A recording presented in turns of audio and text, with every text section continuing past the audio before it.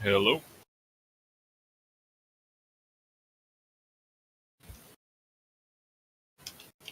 Good. Yeah. Everything working? Hello. Cool.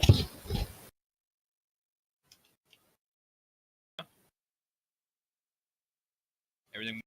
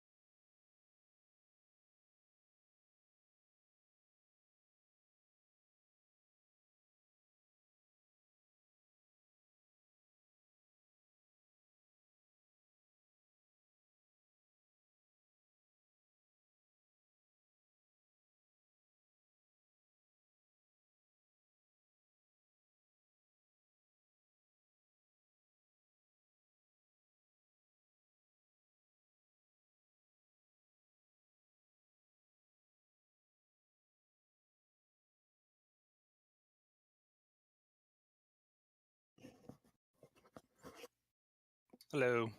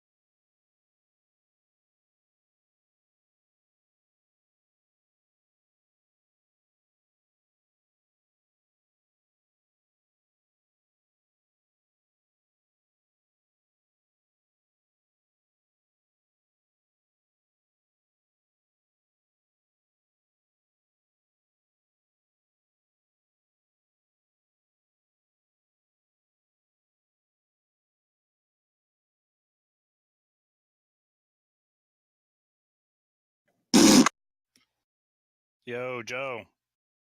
What's up? Is this Joe? Yeah, what's up?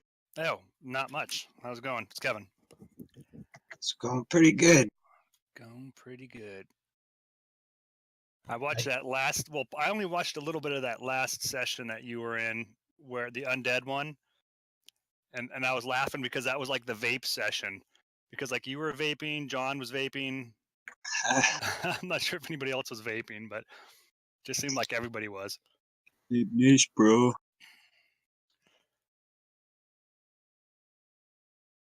It helped me quit smoking cigarettes after 8 years, so Oh, that's cool. that's what I do. Yeah, my son smokes and vapes now, so he can't make up his mind. That's rough. I was doing it for a little while because the vape didn't always work for me, especially my last year at work was a really stressful year for me. So I had to have a couple cigarettes and cheat once in a while. It's rough going back and forth between vaping and smoking cigarettes because it's a totally different kind of thing that you're inhaling.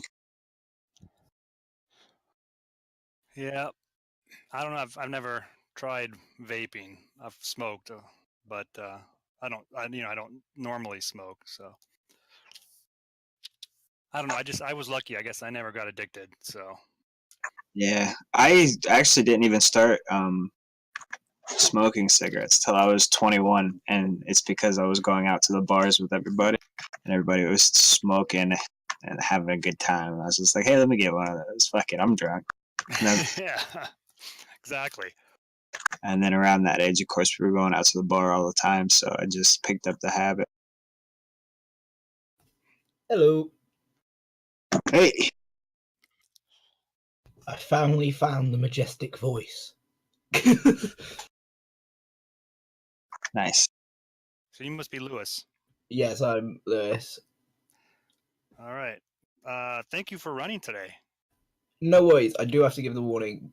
I DM a fair amount of the games. This is the first time I'm DMing a game that's not necessarily homebrew, so occasionally I might slip into some of the rulings that I normally have that might be different. So if I do that, just point it out to me and I'll go back to the normal rulings. But it's your show, man. Yeah, no biggie. I heard if like somebody attacks a monster and gets him, like the monster has like 1 hit point left, and they chat him, then Chad's character dies like automatically. That's what I heard. Pretty sure that's the rule. Yeah, I'm pretty sure that's in the book. DMG, Yeah. right? Exactly. You must be Greg. Yeah, I'm Greg. Cool. I'm Kevin.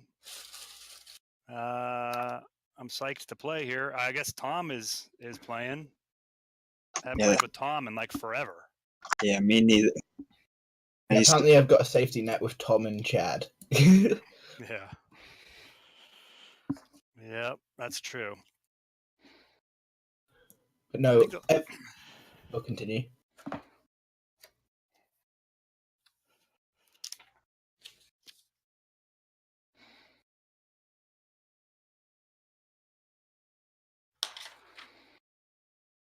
I do love how much like work Dugan puts into stuff, but trying to navigate the DM's folder, it's scary. Oh, yeah, there's a lot of stuff in there.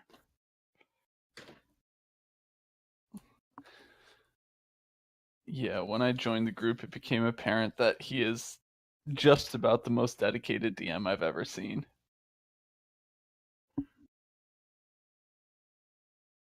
Hell yeah, he's put a lot of time and work into everything in his run.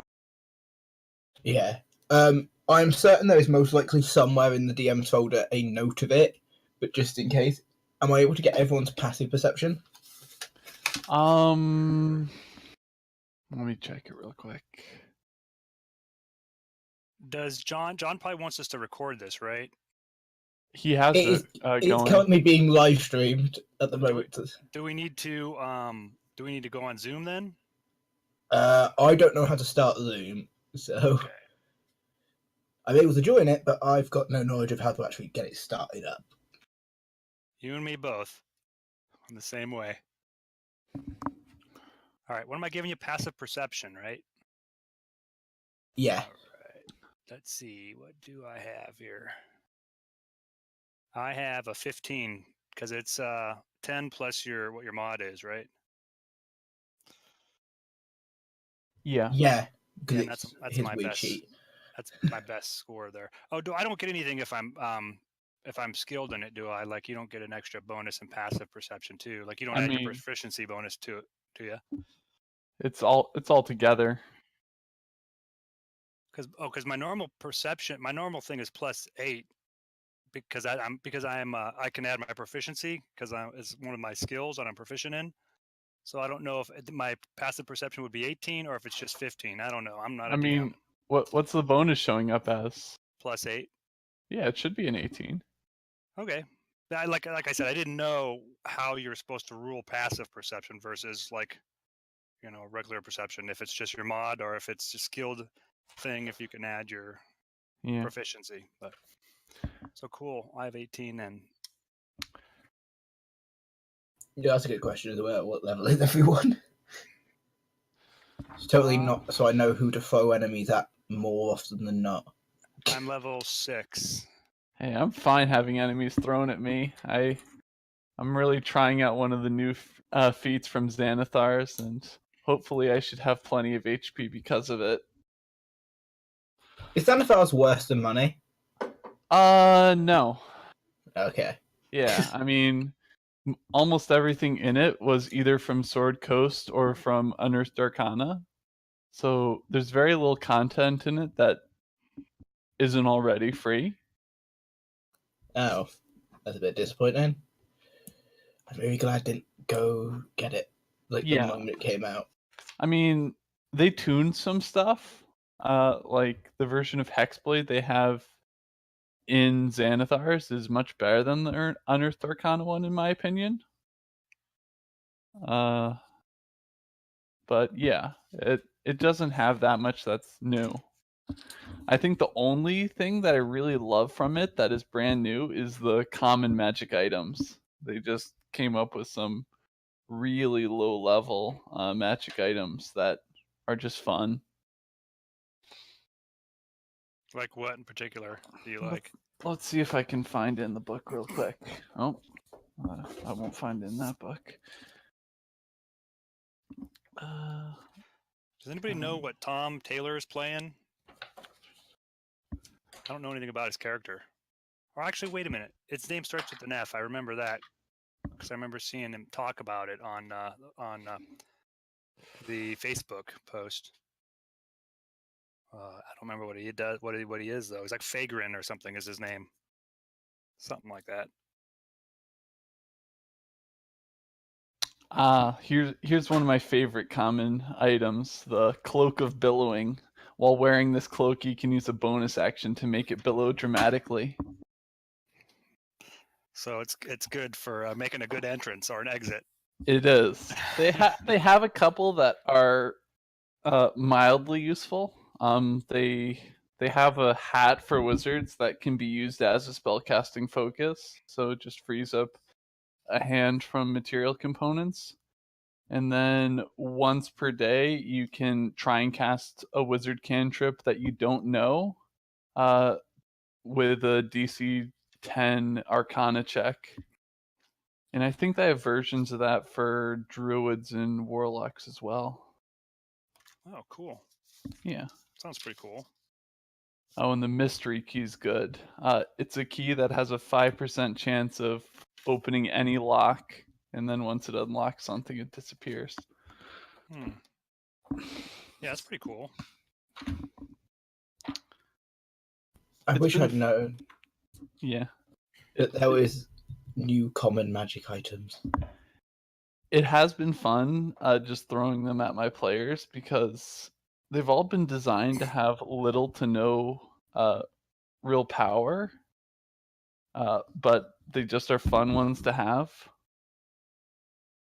I think there was what was it called? The Pot of Awakening? Yes, the Pot of Awakening. It's a clay pot that you put an ordinary shrub into, and 30 days later it turns into an awakened shrub.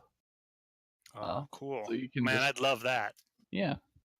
I'd be bringing plants to life all over, man. Yeah. I would definitely have a greenhouse full of these. Yeah, any druid would love that. I don't know why. All of a sudden, my character sheet has vicious mockery on it. I don't know how the hell that got on there. Sometimes Roll20, sometimes the character sheets do weird things. I Yeah. don't know. Sometimes The things thing are different. that bothers me with it is sometimes it just loses a skill for me and I need to regenerate it. That's weird. Yeah. Like when you were asking for passive perception, I was going through, I'm like, oh, my perception isn't on here. Just not there as a skill. And I had to click generate again for it to show up. Damn. Yeah, that's weird. Why would it do that? I don't know.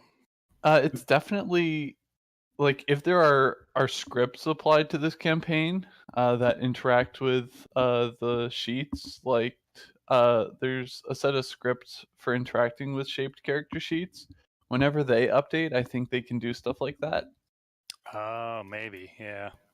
The most important thing to do would be make sure that Vicious Mockery hasn't replaced something else Yeah, that's important. you had. Yeah. It was. See, it's a cantrip, and I only have 3, so then I had that one tacked on. I'm like, oh, what the heck's that doing there? It's weird. But I usually like to go through and check all my spells before I begin play because I want to make sure I have what I want to have prepared. You know. Just never know. So I run a Sunday game. Every Sunday I run my own campaign. And we started the first session of it 2 weeks ago. The way that I introduced them together was they were helping a man track down a magic item. And I made it clear he'd been doing this for a very long time. I was not prepared for the rogue to steal his bag of holding and then get it open. Yeah. So Nice. a party of level 3 characters have some fairly decent magic items. Yeah, that's one of those things where the players always do what you never expect them to do. I had another experience of that last night, which was one of the characters is a tiefling, and in the world, tieflings were considered slaves by the Dragonborn. One of the Dragonborn characters shouted at her, out of character, but he didn't explain it with that of character. He shouted at her, "Oh, come over here, slave girl." Immediately attacked him, knocked him unconscious with one attack because they rolled a natural 20. Oh, it just escalated so fast because then there was guards, and then there was dead guards, and then they were running. Man.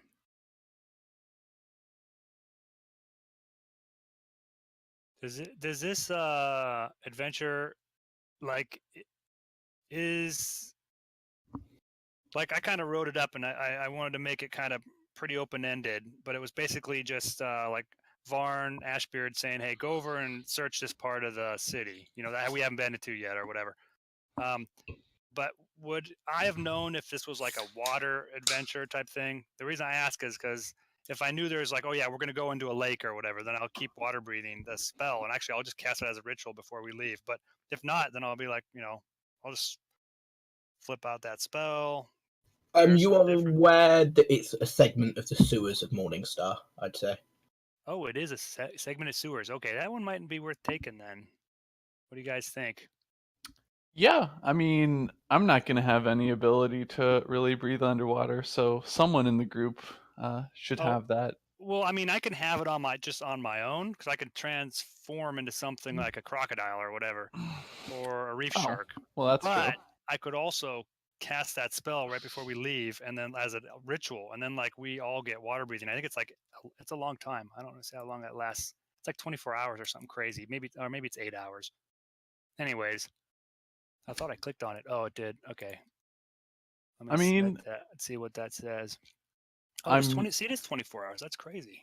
Yeah, I love those 24-hour spells. And it's 10 creatures. Holy shit. Wow. Yeah, I'm doing it. Okay. It's like we'll just go stick our heads in puddles just for the fun of it, you know? I mean, whole new strategy. We just carry around as much water as we can and just try and drown our opponents. There you go. Unless we fight some of those Kuatoa or however you say their name, unless we fight some of them, we'll be in good shape. or some of the sleepers goons, because I'm sure all they breathe water, you know. Mhm.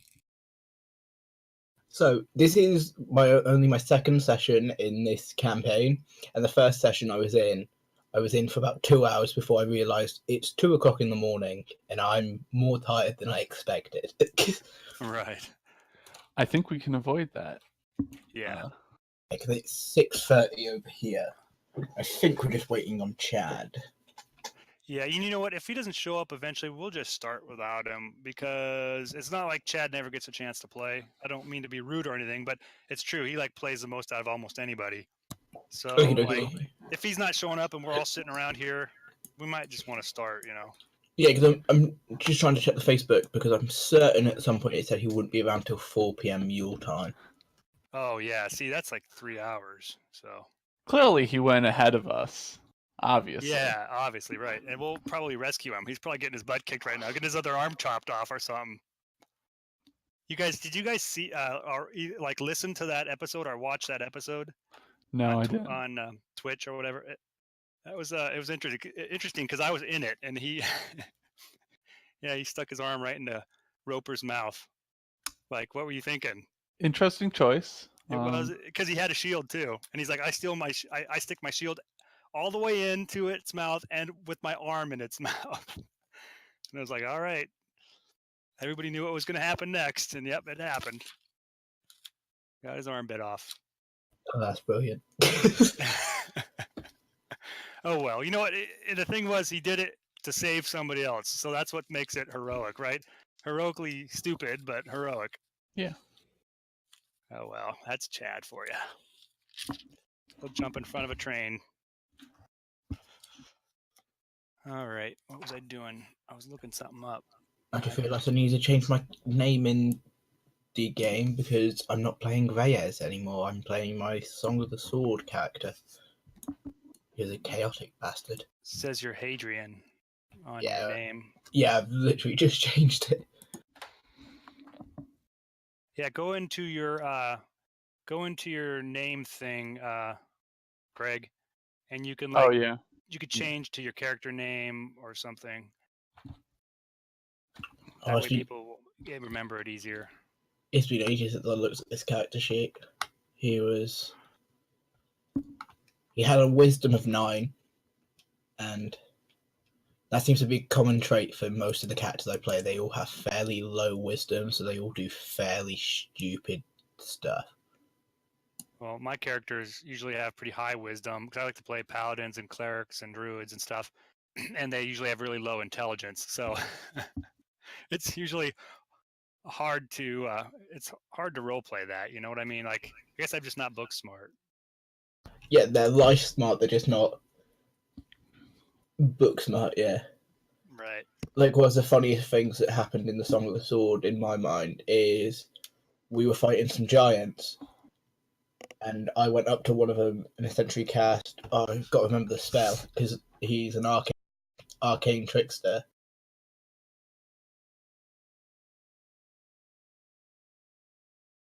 And Duggan he was so unprepared for the spell, because it was just like, who in their right mind does this? Yeah, charm person. I just went up towards the giant and went, I'm gonna try and charm it, see if it'll think I'm its friend. And then it worked.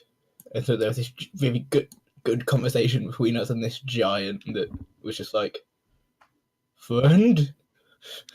Oh man, that reminds me of the giant. Since I'm a furbolg, like, you know, I'm a little giant type thing. Well, little compared to most giants. And we met this cloud giant, and I like started talking to him and everything. I was like, let me handle this, guys. So I started talking to him in giant and everything, and you know, I telling him we come in peace and everything. And then I befriend the guy, and then like a couple sessions later, John kills him. He has a monster kill him. I mean, he doesn't. So I'm like, John, how could you do that? That was my cloud giant buddy. You know, now he's dead. So that was a bummer. But he did give me a boon, actually. What the heck does that boon do? It wasn't bad. It was like I can heal somebody or something. We could touch somebody and magically heal them 2d8 plus my proficiency bonus in hit points. And then it neutralizes disease and poisons. That's well good. That's pretty sweet. And another thing that was kind of cool, it made my speed from 30 to 40. So I'm faster too. So that was kind of cool. See, sometimes like you got to be sometimes you got to try to talk to some of these monsters that John throws at you. Because actually, this same character was talked to a Varrock, and Ian, who plays Varn, Ashbeard, Ian, and who else was in this one? Andy, who's plays Shadow, the thief. We went into this temple and stuff, and we saw this thing kind of like that was kind of like sneaking after us, and we didn't know what it was. We saw it was large, and we didn't really know. And then I was like, all right, let me see what this is. This thing would have attacked us if it wanted to attack us. So I walked up to it and was, like, hey, we come in peace and blah, blah, blah. Started talking to it, and pretty soon it like bestowed a boon on all of us. So it was like, sometimes you gotta try doing that. Of course, now probably he won't have a monster that you can talk to for like, another 10 sessions or whatever. But, whenever you run into them, they can be pretty helpful. Hey, John. Chad responded. Chad's free at 7. I just told him that we're all free now. We're all waiting. So He's free at 7? Well, shit. I guess we're just gonna play without him then. 4 of us will work, as long Yeah, because I'm just trying to figure out what 7 would be my time. I think that's after midnight. yep, same here. Yeah, it's gonna be really late. Well, is there anyone else that was going to play but didn't play because of the limit? No. Nope. But I don't think there was anybody that was going to play. I mean, like, a couple people at the last minute said they weren't going to be able to play, like Chris Edwards.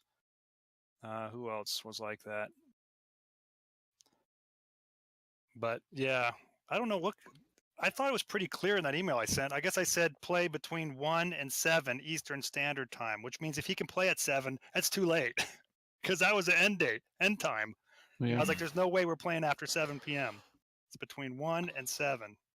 And I wasn't really sure what time you wanted to start, Lewis. But Yeah. now that I guess it's good everybody showed up, now we can just start playing it whenever you guys are ready. Yeah, I'm just trying to quickly set one last thing up, and then I think I'm gonna do one other thing before we start with our little adventure. I'm gonna cast this too, because this is good for sneaking around. It's Pass Without Trace, and that one lasts. Oh, it's concentration up to an hour. Okay, I'll cast it right before we leave. But that helps with sneaking around, guys. Which is my best ability. Oh, I bet as a monk you don't have any like noisy armor on or anything like that. I'm not a monk. You're not? No. Aren't you playing Belnir? That's me. I'm playing a character that literally no one knows about because since Bunder I haven't played, so...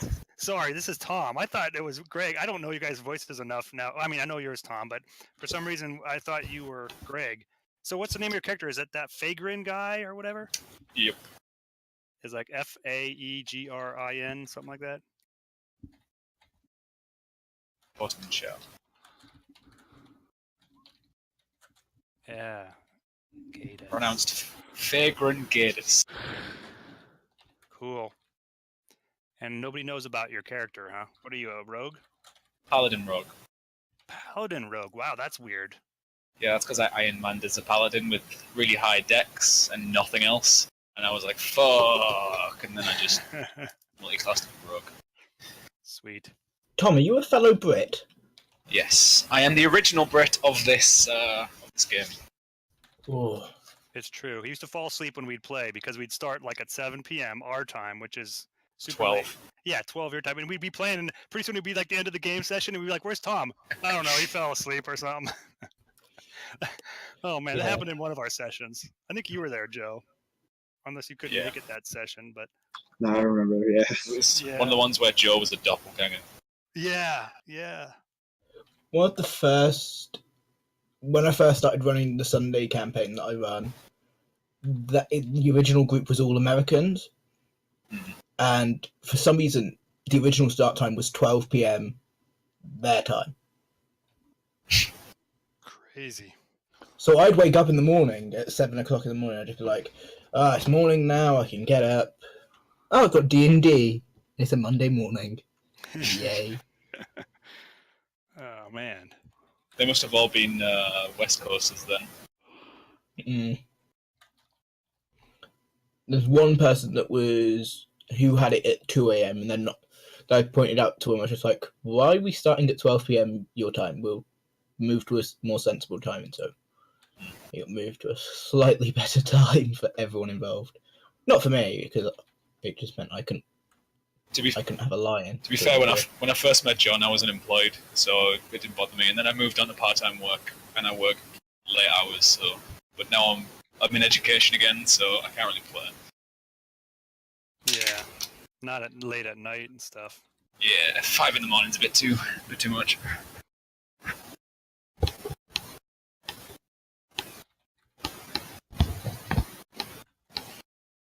If you know of Bunda, Bunda's my NPC. He used to be my character. That's my best friend. That's true, man. You two guys were like buds. I got Barbarian Rage when he died. Carried him all the way back. Wonder was my boy punching dragons in the face and shit. No, smacked a dragon to death and punched a bear to death. Yeah. I was just a killing horse. I kill-stealed everyone. Everyone's stuff. So if everyone is happy to begin in a minute. Yep. I've just made sure I've got everything sorted. I think it's you, Tom, is the other person Duke said would be able to catch me on my shit. Yeah, Chad or I would have been able to help you. Need help. Yeah. Most of the games that I run are homebrew, and then sometimes I slip back into some of the homebrew rulings I had. Yeah, I've got GM access as well if you need any help with that. I'm currently in player mode though, so I won't be able to see anything I'm not supposed to. Ooh, this is going to be entertaining. DMPC.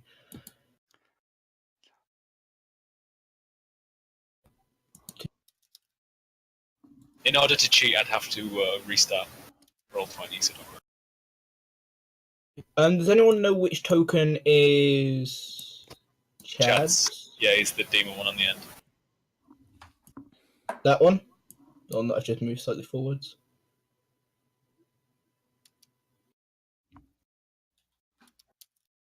Nothing's moved on my screen.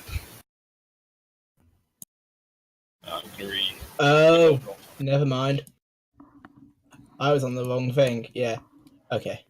I was on the completely wrong page. We were all set to the home page.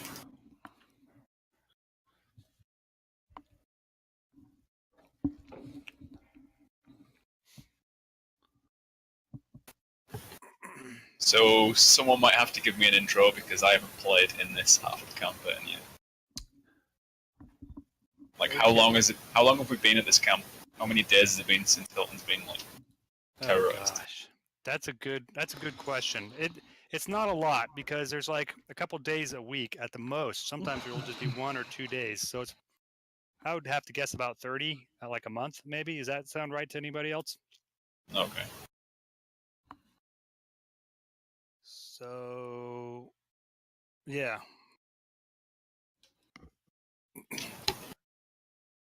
You probably would have met me by now then. I wouldn't be a total stranger if it's been 30 days.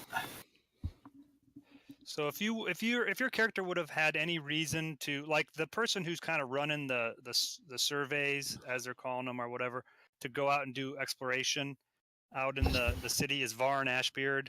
And so, I mean, some people go and report, like I usually have my character go and report to them, but some people just kind of pick up and go with people, you know what I mean? So they don't really, but if your character would have any reason to go talk to Varn, that's a possibility that you could have got hooked up with us, or you could have just seen us.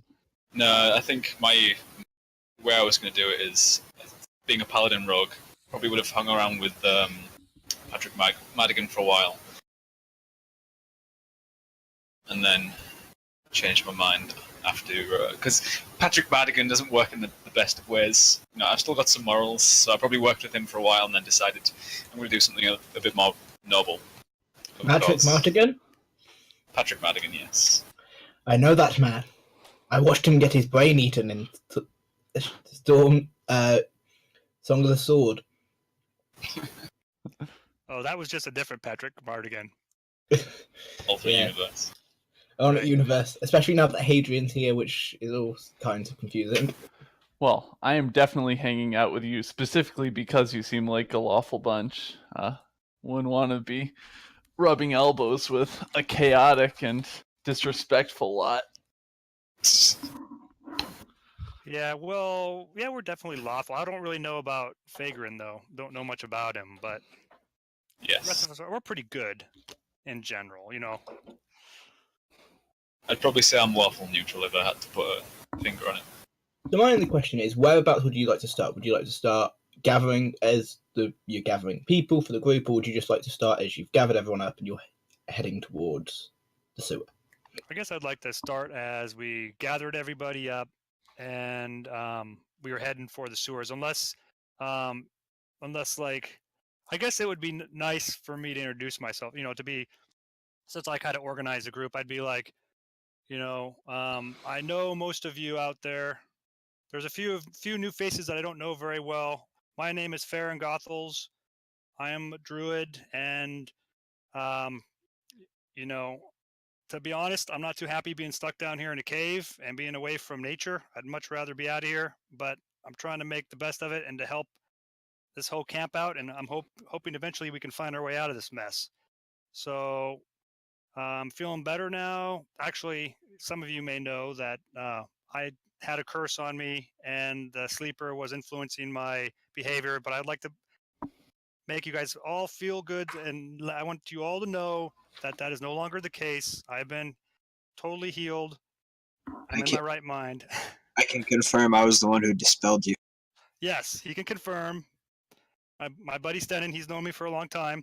We've gone on a couple of adventures together, but I don't really know Belnir or Fagrin. I do not really know you guys well, so maybe we can do a little introductions here before we get going. What the other people with you under Dugan's advice is Hadrian Mercer, a thief who is in bright-coloured clothing. Okay. Well, sometimes I know some thieves. Shadow, he's a good friend of mine. He's becoming very handy in a lot of these adventures we've gone on. Disarming things, unlocking things. So, hopefully you'll be able to do the same for us. Hopefully. Yeah, I've got my eye on him, but allow me to introduce myself. I'm Belnir, and probably the most hairless monk you've ever, most hairless dwarf you've ever seen. No beard, no hair, just completely shaved. Probably a little odd seeing a dwarf with no hair. Not a very common sight. Got here pretty recently. Used to be a temple guard at a big old temple down in those big cities. You mean when you say down in those big cities, do you mean like down in Dighgrum? That sunken city? Where was it? Because that's kind of where we're going to explore. So that's interesting, if that's the case. I'm trying to remember the name of the city. Stormloft. That's possible. You're a dwarf. Yeah, it's very possible. You could have come from there. What's the name of the dwarf mountain that's right on the way to Stormloft? I don't remember. Coldbeard. Yes. That could be it too. Coldbeard Mountain. Yeah, it's probably not. You're probably not from the Dighgrum. That's kind of like a. No, that doesn't ring a bell. No. Yeah, I'm pretty sure that Stormloft is right. Getting a little lost. That's all right. A lot of background stuff to work You can further down. retcon. You can retcon Anyway, it later. not from here. Yeah. All right. Well, hey, it's great to have you. you definitely look tough. If not, like to me, I'm a hairy person myself, because he's a furball.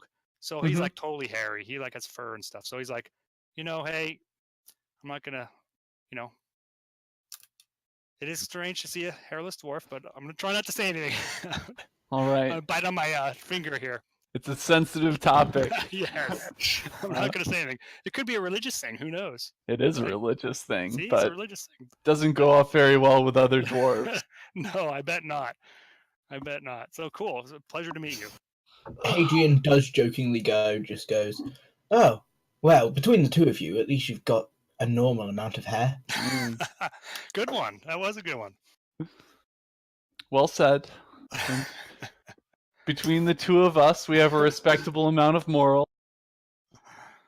I am Fagrin Gatus. I have previously been helping with the supply run, and I just thought I'd do something a little more adventurous.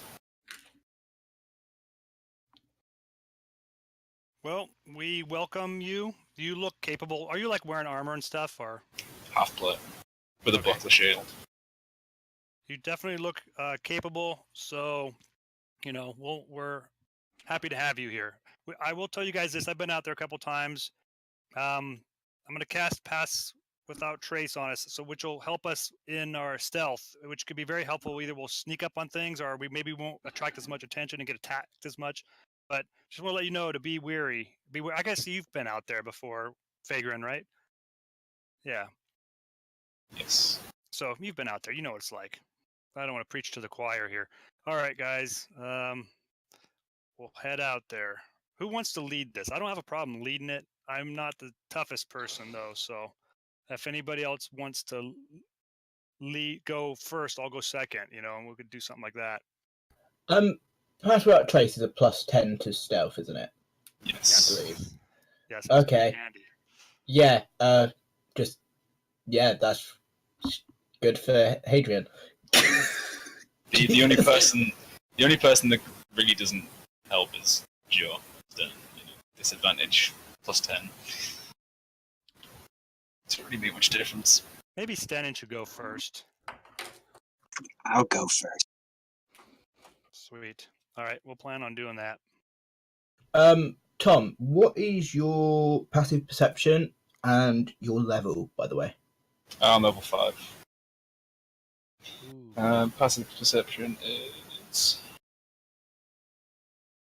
Can't remember where it is. I haven't looked at my character sheet in ages. 10 plus proficiency. Actually, I don't have proficiency in perception, so it's 11. Oh gosh, you don't have the best passive perception. All right, I'll be right behind, just looking out. Should we have one of the more stealthier characters sneak ahead? We could if you want. I just didn't want to assume that. You know what I mean? I don't want to like place anybody in the front and have them be like, I don't really want to be out here. But I'm willing to take that risk. Just not terribly perceptive myself, so I was wondering if that was a chief concern. Hadrian does speak up as well and goes, "Well, with that spell that you've cast, I can be quite stealthy indeed." All right. Well, that's If you true. don't mind, I think you'll find I'm taking the rear. Okay, quick question for you guys. Do you know if the DM roles are hidden or not hidden? I'm pretty sure they're hidden. Okay. Should just try one, I guess. Oh yeah, you could try one to see what they are. He usually does hide them though Yeah. when we're playing. I haven't really talked much with John and anyone else since I've literally just dropped it in this game. But if Hadrian is of the... Well, he's got Mercer as the last name. Guessing I might know him already. He's of the Thief Persuasion. Yeah, I'm not sure about on that one because I'm not sure how John's done the characters from Song of the Sword moving into this campaign. I just mean in general, I haven't really integrated myself in this half of the campaign yet, but I would have integrated myself with the thief types more so than anyone else. Okay. Precisely the opposite for me. Everyone but the thief types. So yes, you after you meet up and or have a brief discussion about who is who and who is going to lead in certain places and so on, you begin to head in the direction of part of the city known as Morningstar. Right. I'm guessing people have torches, considering we're around, aren't we? Yeah, unless anybody can cast light as a cantrip. Well, actually, Stenin might be able to. Yeah, I'd have light on my shield. You notice the Vagrant pulls down a pair of goggles from his... pulls up a pair of goggles from his neck. Puts them on. Yeah, you are led to by, I think Farron would be the one that leads to the sewer entrance, at the Sure. very least. Yeah, that's fine. Yeah, it is essentially. It's one of the few sewers in Morningstar that is bolted down and has a few locks on it, as if people are unsure what's exactly down there, and just as a precaution, they've added a means of safety to it. Are the bars far enough apart that we can squeeze through them, or are we definitely going to have to like either break the lock or pick the lock? It's more of a case of it's not so much locked in place. It's just there's bars running across sideways, like wooden paneling and such, just to try and prevent anything from climbing out. So we can basically pull them apart, if we take the time. Yeah, you can just pull them apart, and then it'd just be a case of potentially putting it back after you leave or whatever.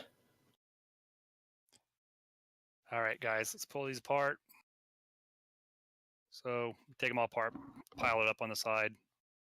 Just enough to get through. Actually, we don't have to take them totally apart, but Yeah, it doesn't take super long to do. It takes about 5 minutes between the lot of you to just take the wooden piece of wood off and move enough out the way where you can shimmy down, if a bit tight, in certain places. The ladder itself once you've moved it, all you can look down and it is pitch blackness after about 10 feet, and it's just got a single ladder going down, and it does appear to be fairly deep down. Really deep? You mean deep as in like the sewer water is deep, or the actual going deep underground, that sort of thing? Going deep underground, it looks Okay. like actually just climbing down is going to be a fairly long climb. I throw a stone down. And try and gauge how far it is when, if the noise reverberates up. Yeah,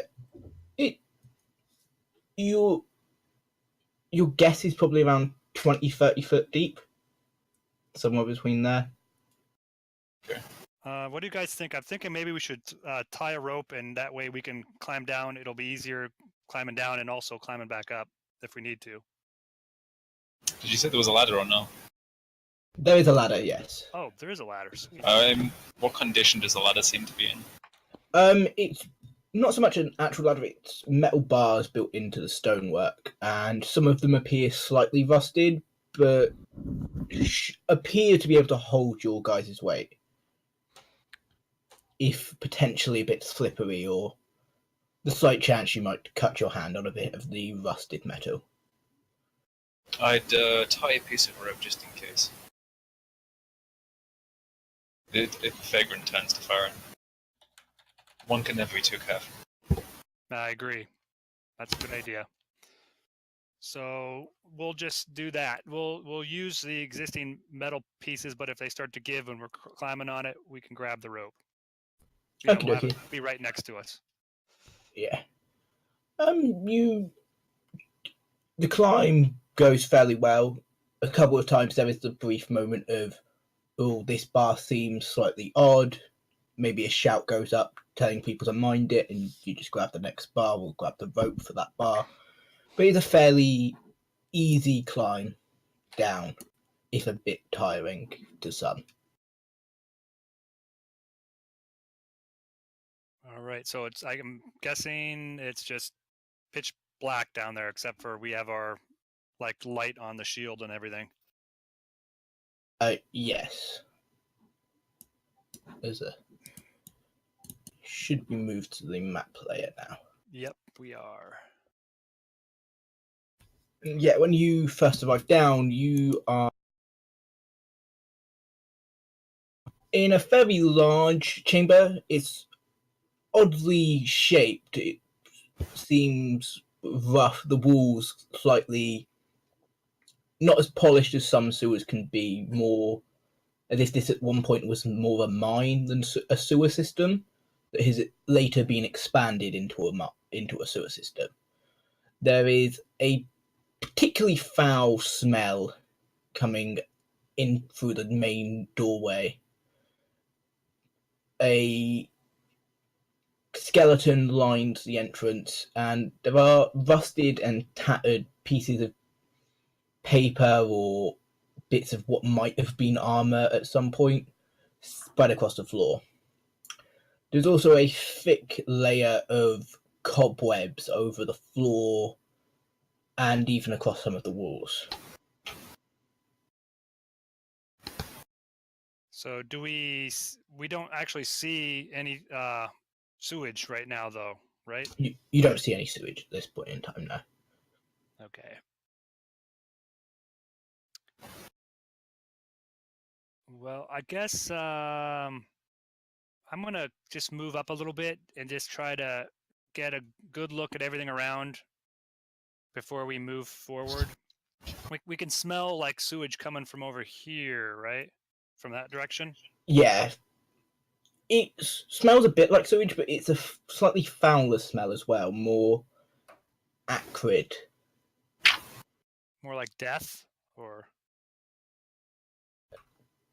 More like an acid. It's got a chemicalist smell to it as well. Should we make masks, Fern? Like before? we could try. I don't know if that would. I don't know if that would work here, but we could try. Should we? What we've tried in the past when we had some poisonous atmosphere is we used. John let us do this. We used an herbalism kit to make a mask to kind of put over our, like we were using some of the herbs and stuff over our face to kind of like filter out whatever the poison was. I don't know if you would allow that as a DM, but it actually didn't. Oh wait, that wasn't even John. That was Jason that let us do that. Yeah, it was quick. It was more or less just like a SARS mask with some herbs. Right. So I don't know if that would work here, but I will allow the attempt. You're certainly able to attempt it. all right. How many of those herbalism kits do you have, Stan? And I have 8. Do you want me to use all mine, or do you have any? I don't have any. Sorry. All right, that's all right. I'll use up 5 of mine then, and we'll try to make little masks. I don't know what the heck. Do you know what was used to roll it last time, or? Well, last time what was happening is we were getting like poisoned, and it was like an effect where every certain amount of time when we were in this temple, we would take poison damage. So instead of taking full poison damage, and he would roll for it, we would take half poison damage, and it was like he'd roll like a D8. You know, so most of the time we were taking a couple points of poison damage instead of 4 points of poison damage. You know. Do you remember what that was, Tom? Because you were there too. Yeah, it was the one of the modules, Tomb of Annihilation or something. Yeah, it was. No, I remember what it was. It was the Tomoe-chan, the Temple of Tomoe-chan, something like that. They had a status of. Anyways, it's your ruling. If it works, fine. If it doesn't, I just wasted herbalism kits, but it's not a big deal. Is there a roll required for herbalism kit checks? Is there like a herbalism kit? Oh, roll? I've got very little experience with herbalism. I'm not sure. It would probably be like a nature roll, maybe. It'd be down to you as a DM. There's no such thing as. It's the same with all toolkits. Yeah. Oh, okay. I'll say a nature check. Yeah, a nature. Right. If you can make a math that could potentially block out any. What a time to roll good, huh, guys? Yeah. They're rolled 18. Yeah, you've definitely been able to successfully make some masks that smell nicer than the air around you, and if there is acidic or poisonous gas inside might protect against it. Well, you never know. Andy's here. Wait, what'd you say? I didn't know if Andy was joining in or whether he's just. Andy.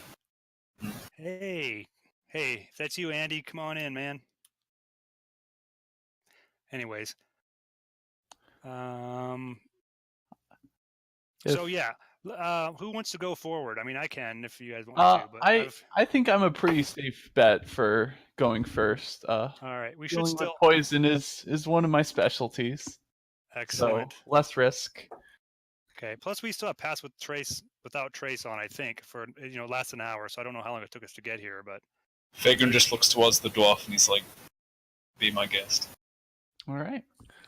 Well, yeah, I'll take one of these masks and take a few tentative steps forward. As a note, the terrain is difficult terrain. Okay. By the way. What, the whole of the sewer? Yeah. Okay. Sure. Are we currently in water? No. Thick webbing across the floor. Okay. Oh, okay. As Sure. you make your way slightly across the room, there's one a sudden. I was just about to say 1 second. Is there any chance I can burn the webbing? You can certainly make the attempt. Vagrant pulls his hand from his pouch and flourishes fire in his hand and fires it forwards into the passageway, It attempting seems to spread fire. Yeah, make an attack roll with, I assume, Firebolt or whichever spell you used. Yeah, you're able to burn about 5 more of the squares of it, but it seems difficult to burn. Mm-hmm. It catches in that area is probably still fine, but the cobwebs in general seem as if they just do not wish to burn at all. Okay. As Belner begins to make his way across the room, a sudden popping sound echoes around the chamber, followed by the clicking and such of a creature. Hey guys, there's a spider over here. Oh, I got an idea. Do we need to roll initiative, or can we just do what we want to do? Oh, he clicked up the turn order. Yeah. I may be able to talk to it. Talk away. I'm gonna try. What the hell, right? You only live once. You might as well try talking to spiders, you know? I personally am no good at spider talking, Oh, so boy. I'll You leave guys this are to gonna you. have to kill it. You guys will probably kill it before I get a chance to talk to it, because I'm last. I have a very good persuasion score. If you want to let me talk, if you allow me to be able to talk to it. Well, the thing is, you would have to use a scroll. And I happen to have a scroll of speak with animals. I don't know if that would work for you. I'm just saying it'd be rather funny. I'm good at these sorts of conversations, but I can't speak to animals. Well, true. Maybe that would work out sometime. I think you guys are gonna kill it first. Okay, Belner, what would you like to do?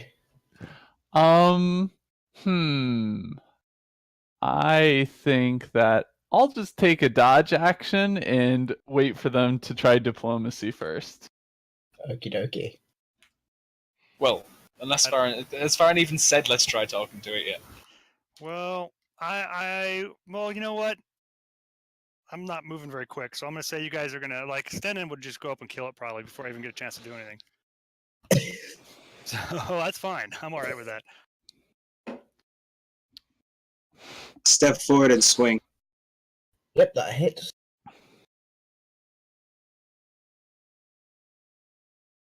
And that's all I'm going to do for now.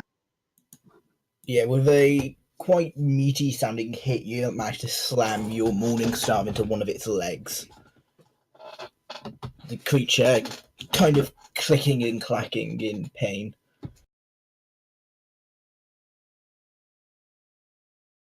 Foul beast! Hadrian pulls out a simple dagger made of glass, and he just simply mutters a word under his breath, the dagger then producing a 10-foot radius of light.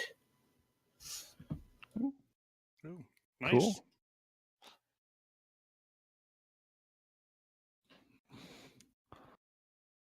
On the phase spider's turn, it's going to try and bite at you, Stennon. Does a 19 hit? No, sir. Ooh, Okay, cool. yeah. Nice. Yeah, the spider lunges forward to try and bite at you, but due to the damage that you've done to its leg, it stumbles slightly, not able to find purchase. Vagrant, what would you like to do? Vagrant walks around the back, then produces a rapier, which immediately bursts into green flame. Mm-hmm. Nice. 1 second.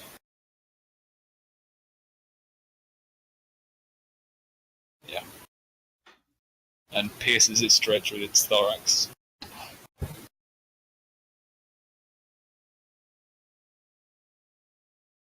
Oh, that's it. Damn, that was some good damage. Yeah. How's that thing looking? How would you like to do it? How would you like to kill it? He thrusts into the thorax with his rapier, setting the thing on fire as he yanks it back out down along the edge of the thorax, ripping it open and webbing guts and innards spill out on the floor. Yeah, just brutal mess as the spider collapses to the floor. The final hiss of pain. That was a damn fine blow. Yeah. Too good, easy. Good move, Vagrant. What type of spider is this? If I do could I do some sort of an investigation of him or something? Find out what it was. Yeah, do an investigation check for me. All right. It's not my best, but that's all right. I can still sometimes roll good. Ooh, look at that. Good and bad. You believe it to be a phase spider. Uh-oh. What the heck is a phase spider? It's one's the ones that can teleport. Ooh, would I know if this would have like teleportation skills or anything? Or abilities? There is definitive sense of it having an ability to transport to different planes. Ooh. Would this thing be poisonous? Yes, you're able to quickly tell just by the small amounts of acid that are on the floor from where it attempted to bite Stennon that it is definitely poisonous. All right, guys, give me 1 minute here. I believe I have some empty. Yes, I do. I have an empty potion bottle. One. I'm gonna try to take and harvest some of the poison from this sucker very carefully. Okie dokie. Roll me a medicine check. Ooh, thank you for letting me use that one. That one's I have a decent one on that. Yeah, you're able to collect not a full potion of it, not a full potion bottle of it, because it does begin to run dry with the creature now being dead. However, you are able to collect the acidic poisonous substance that it is secreting. Okay, sweet. I'm going to put that in my empty potion bottle then. It will now contain phase spider acid? Poison? Question mark. All right, guys. I'm done. I'm done with my little science experiment. Nature experiment, maybe. Next, I'll be milking rattlesnakes. So, you know. Yeah. Would you like to? Okay, sweet. Thank you. All right, guys. Vagrant like to walk over to the other side and investigate up top to make sure there's another one. Firebolt ready in hand. Can you repeat that for me, buddy? It came through a bit crackly for me. Yeah, Fegrin walks over to the other side, fireball ready in hand, and investigates this area just to make sure there's another one. Yeah, roll me an investigation check.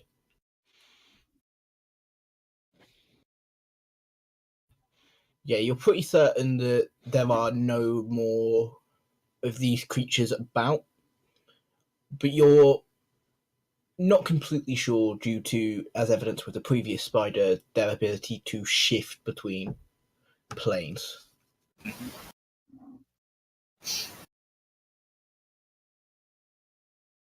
It appears we are alone. What is gone? Leans on against the wall. All right. So, are we going to have Belnir sneak forward then and check that out? Is that what our plan is? Yep. All All right. right. And what's the formation 20 feet behind him? Go Yeah. for it. I'll try and sneak ahead.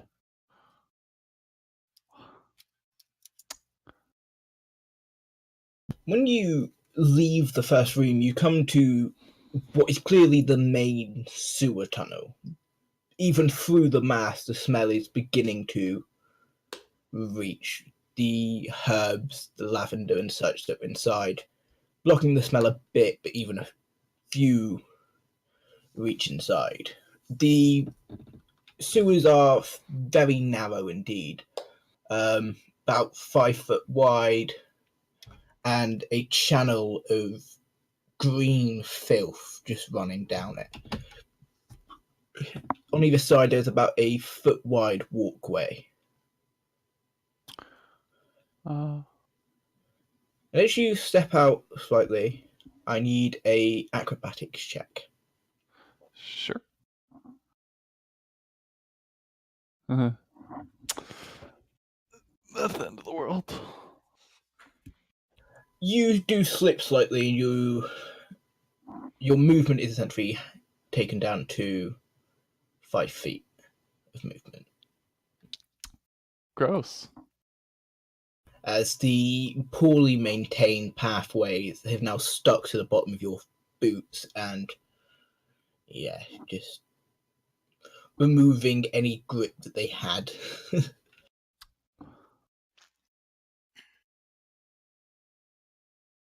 Well, I am mildly disgusted, but I'll whisper back to our group that we've reached the main sewer line, and it is filthy. Wonderful. Is there a path forward? I believe so. All right. Let's all move up. I'd just like to clarify that the second damage, I've just read up on my cantrip. The second damage on that is to an ally is to an enemy within 5 feet. So I wouldn't have done 9, 12, and 7. I would have done 9 and 7. Okay. Yeah, that still killed it. Anyway. Pretty sure it would have been dead before I got to attack again. So I'm gonna try and hop this set of green sewage. Okay. Make me an athletics check. Okay. I believe that's you, Belner, which has currently got some gunk on it. Yeah, with a fairly well done jump, you're able to make it across to the other side. For a brief moment, you do panic about potentially slipping in, but otherwise, you're fine. Oh, great. Well, you've now set a precedence. Now we all have to jump over. I was thinking at first we could go up the edges, but yeah, we have to get over there anyways. All right, I'm going to go ahead and try to jump over. Go I use for it.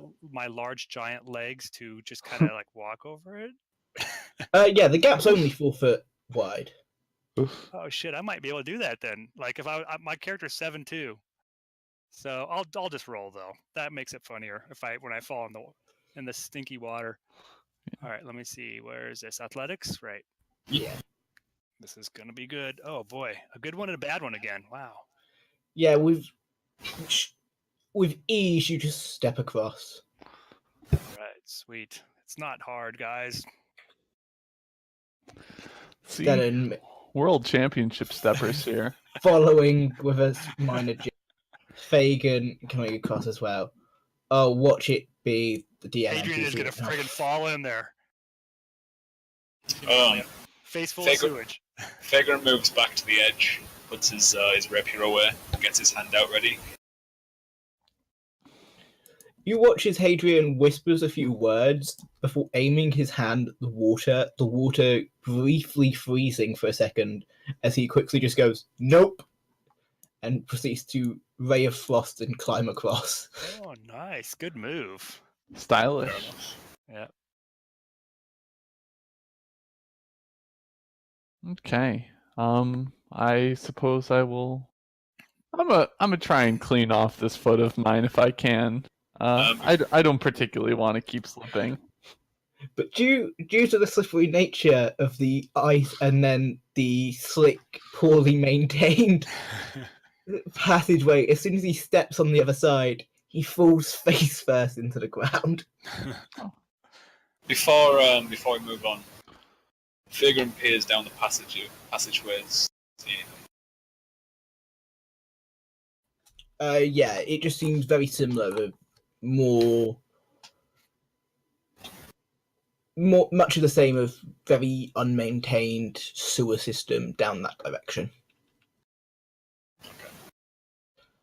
Belner's wanting to wipe the muck off his feet, yeah? Takes you a bit of time, but yeah, you are able to remove the gunk whilst you're doing it. Hadrian also proceeding to quite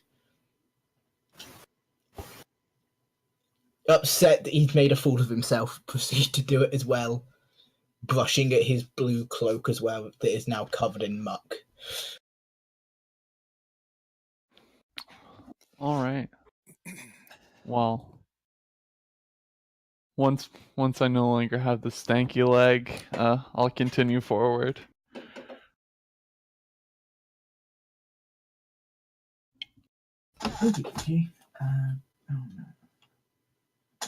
So you can see in the dark, right?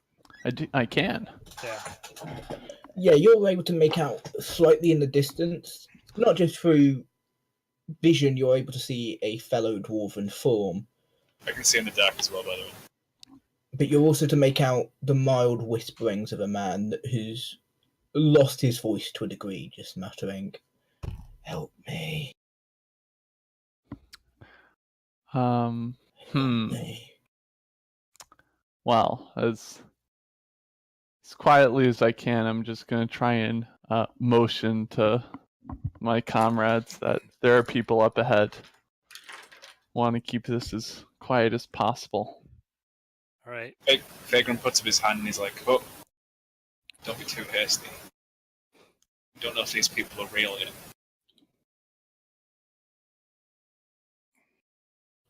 Is anybody there? Tired minds are easily fooled. Don't forget that. I'd like to sneak up on this guy. More stealth check. All You right. can do it. Yes, I think I can. That's You in +10. So a 19, yeah. You're able to very easily sneak up on the man who is kind of just laid in a ball on the floor, Okay. having pulled the webbing up as almost a blanket. Okay.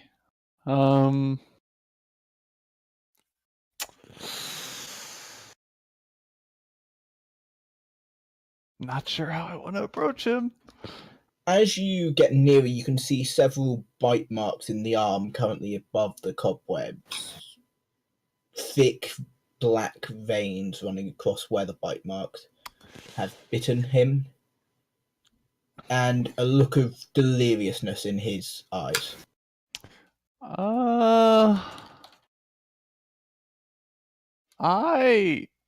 I think I would like to try applying my manacles to this man. Oh, nice. Someone else that likes bringing manacles. Boy, he's like he's detaining people already. No, I agree with Fagrin nods in agreement. It's like, yes, well played. I know. I'm just laughing because it's you are now You've, detained. Make a strength check to see if you can. Okay.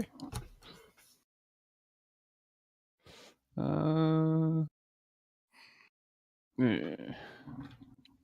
As you lock one manacle on upon his wrist, he just reaches up and grabs your arms in his grasp.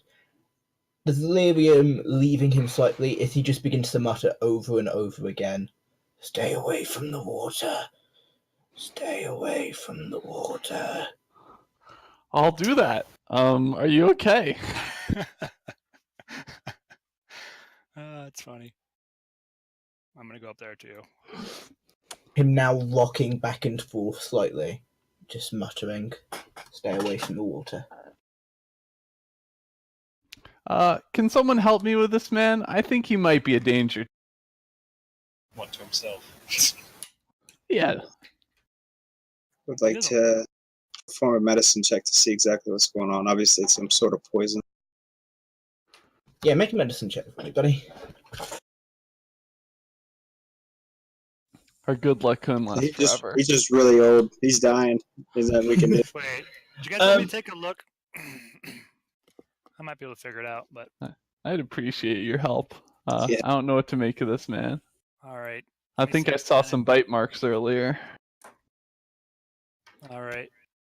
Let's see. I'm going to check that guy out, figure out, I'm now the expert at spiders since I was, milking that other spider. Is this a spider bite?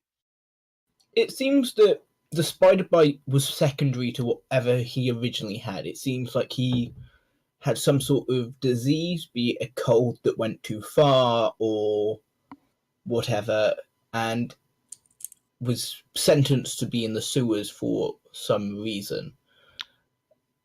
At some point in this time, he's been bitten. And this is a dwarf. Yeah, a dwarfen man. Is this a Drugar or like a different type of dwarf? Just a normal dwarf. All right. Do we need? We should probably rescue this guy. So what I will do is I will try to figure out what to cast on this guy. I guess I am going to do a. Oh, I could do that, but that's way too good. All right, I'll just cast a Cure Wounds. Oh, I know what I'll do. I'll use my necklace of prayer beads. No, actually that one's too good. Fine, I'll just use a regular level 1 Cure Wounds. As a character, does your character like and ah and if and Well, I do. I would. I'd be like, well, because I don't want to overdo it here, because in the next minute you could have like a giant monster's fangs through your head. All right, so yeah. Boom. I'm gonna cast that spell on him. It's just a level 1. It's not from the necklace of prayer beads. I just wrote that on there for the other one. Yeah, you're able to. It doesn't seem like it's fixed whatever disease he's had, but it seems to have removed part of the poison from his system. It's slowly leaking out from his body. Oh, you could do that. That would work. Are you going to do that, Stannon? Yeah, I'll go ahead and cast Lesser Restoration. For the disease or for the poison?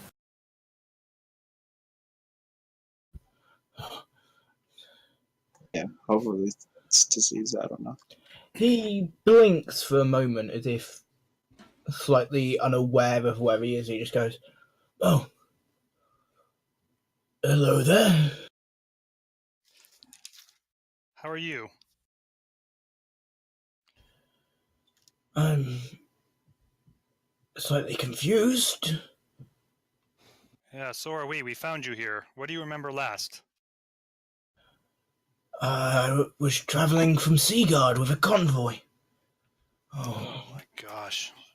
About 6 days ago, I think. Okay, well, now that kind of puts us at an interesting dilemma here, guys. Do we just send this guy back on his own? He may not even make it back to the camp, or do we keep him with us and try to keep him alive? My mother had a saying, don't trust random people you meet in the sewer. So let's not keep him with us. We need to give him a torch and send him back. We Do can't. that. We can't protect him where we're going. We don't know what's ahead. But That's true. hopefully, he has enough strength now that he can at least follow our way back in on his own. Yeah, he slowly begins to stumble to his feet, slightly uneasy, as if he's not used his legs for a large amount of time. I'll give him food and my water skin.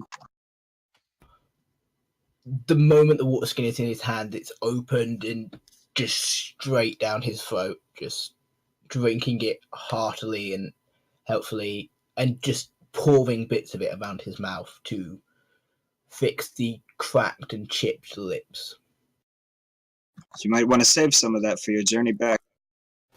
You know what, guys? I don't really feel like right about sending this guy on his own, because even getting from here to the camp, he could get jumped by crazy zombies that we saw out there, or all sorts of stuff. Zombies! Yeah, sorry, I don't mean to like get you all worried about it, but we're gonna go down in the sewer here, so there could be a lot worse up front, up here. But I'm thinking, I don't know. I'm thinking maybe he might have a better chance with us, because he doesn't even know where the camp is. It's true. Definitely some risk with sending him back alone. Maybe give him a choice. Hey, the dudes last this long. Pretty sure he can last a little bit longer and find his way back. With that, Vagrant pulls out a torch, clicks his fingers, lights it, goes, just head that way, you'll find it eventually. Do you think you'll be all right with that? I'm asking him. Hopefully. If I make it back, come ask for me. All right. My name's Dunkirk. Vagrant's just like, well, look, you got two options here. Either he comes with us and faces Dunkirk. faces incomprehensible horrors deeper down, or he risks a few zombies and makes it relatively safe. Well, I just feel bad if we go back on our way back to camp and find this guy dead. I'm gonna feel really guilty, and I'm not blaming any of you guys. It's gonna be, I'm gonna put that on myself. But all right, It's his best chance, man. We've been in these situations before. There's no telling what will get up ahead. The man does look down at the one manacle currently still on his wrist, slightly confused. I'll let him go once we make up our mind. You'll let him go. He'll take the manacle off him. Nice. Yeah. All right. Well, Godspeed. If you run into something scary, don't hesitate to come running back to us and tell us. I like that. Yeah. I'll do that. All right. I'll unlock my manacle and take it back. Yeah. Sorry about that. Just a precaution. You weren't yourself before. I'd like to walk him back to the passageway and help him across the water, at least that far. Okay. Yeah.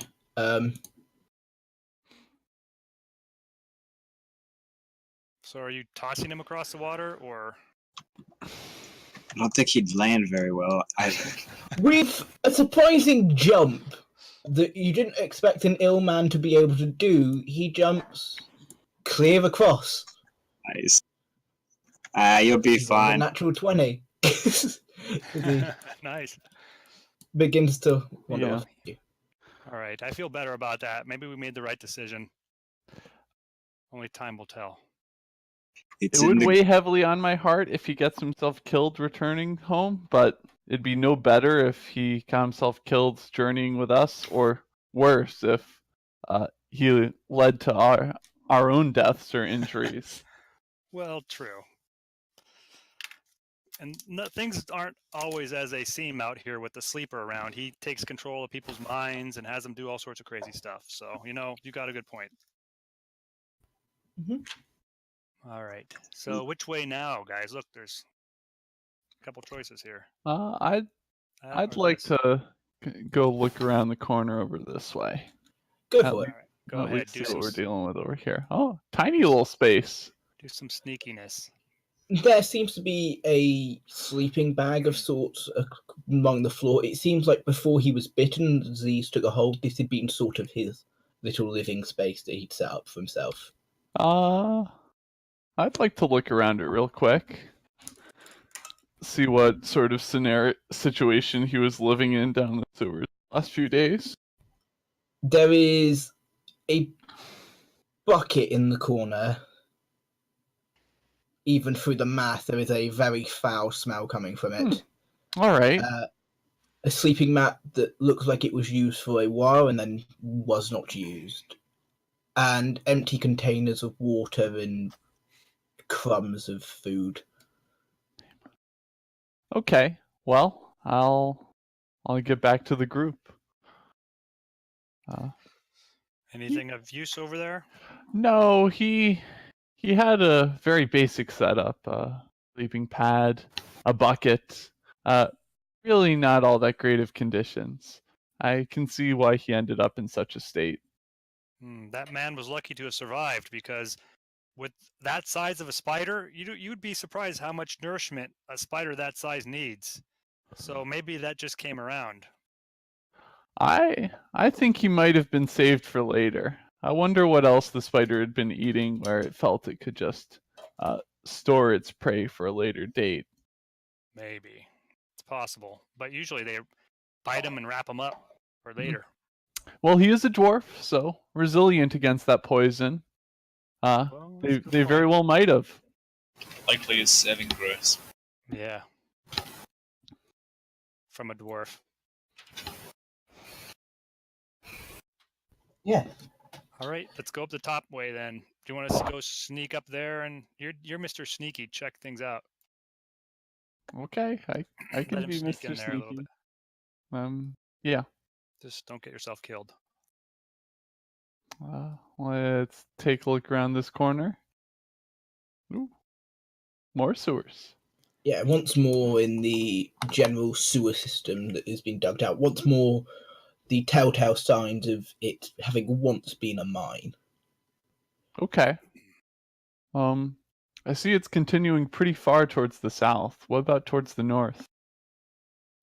It runs a bit further to the north from what you can make out, and then it seems to close up, and only a small hole with which the liquid is flowing through remains. Okay. Yeah, it does appear to be continuing for some distance down to the south though, guys. So which way do you recommend going then? we can Still go quite a across. bit of space across of this channel. I think we have a large room up ahead. All right. Uh, All right. Do you want to jump over and check it out just a little bit first, and then if it looks all right, we'll come over, or do you want us all to go over? It doesn't matter to me. I can search up ahead. All right. I can get out in a pinch. Yeah, right. I'm gonna jump this one too. Go for it. Make an acrobatics check. If we all Athletics. Yeah, you very easily make it across. Ray. this can't go well for all of us if we all jump across that. That's why I was about to say we should have a better. Yeah, I'm gonna sneak up to this corner and take a look around. Yeah. Okay. Large empty space. Oh dear. With two Sounds- pots. Two of the spiders that you'd seen before suddenly pop into existence. I would appreciate some assistance, fellows. Clean up on aisle 7 or something. Fagin just it doesn't even shout. He's just like, "Well, simply come back then." Sounds good. There's no need. There's no need for anyone to. There's no need for anyone to fall in a rush and make the situation worse. Yeah. Roll me a perception check, Belner. Okay. See, at least with this character, I don't have to play dumb. Help! Oh. Is anybody there? You can Someone's hear calling for from help up a ahead. distance. Oh no. This is a rescue mission. Yeah, I'm afraid it's time to be heroic. There happens to be like 10 10 spider meals in this whole dungeon. And we're supposed to like create a fucking train of survivors. As Spiders Shaq have sat been- back, I'd like to jump across. Should we roll initiative? Yeah, we'll roll initiative and then. Initiatize. All right, Okay. let's do this. Another 9, really? Holy crap! That time I'm faster than hell.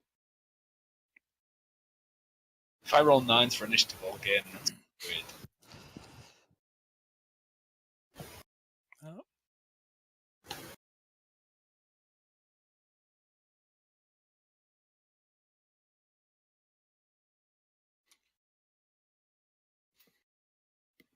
So a natural 20 for Hadrian's initiative, and then a natural 1 for one of the spiders.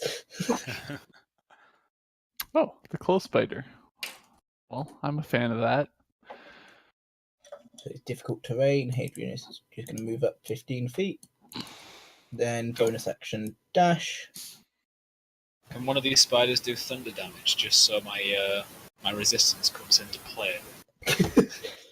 And he's now going to have to make an acrobatics check to see if he slips.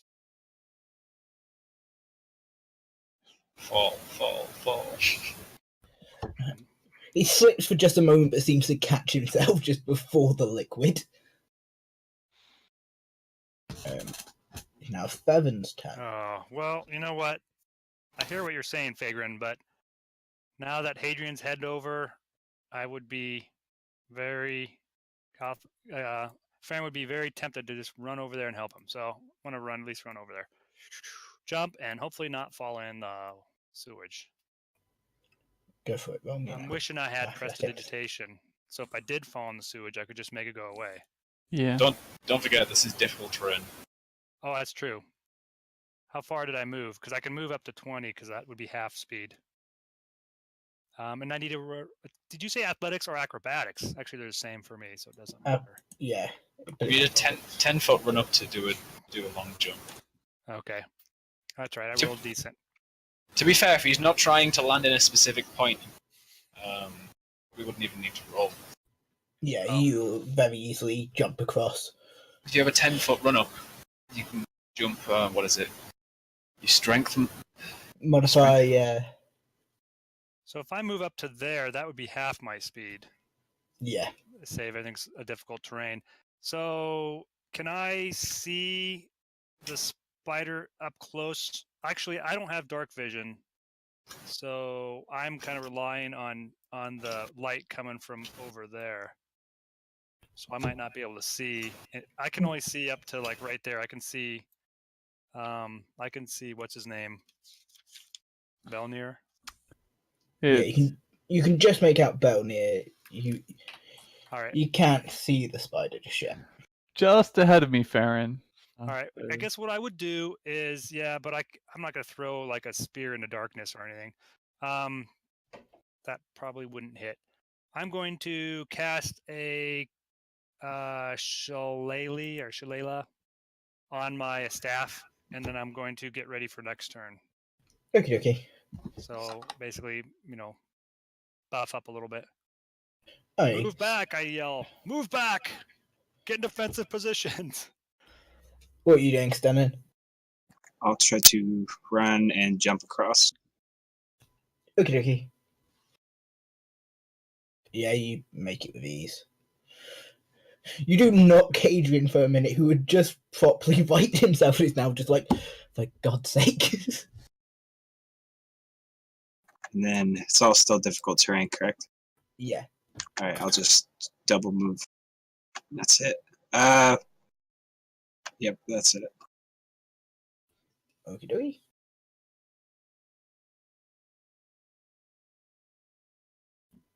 And this one's turn is...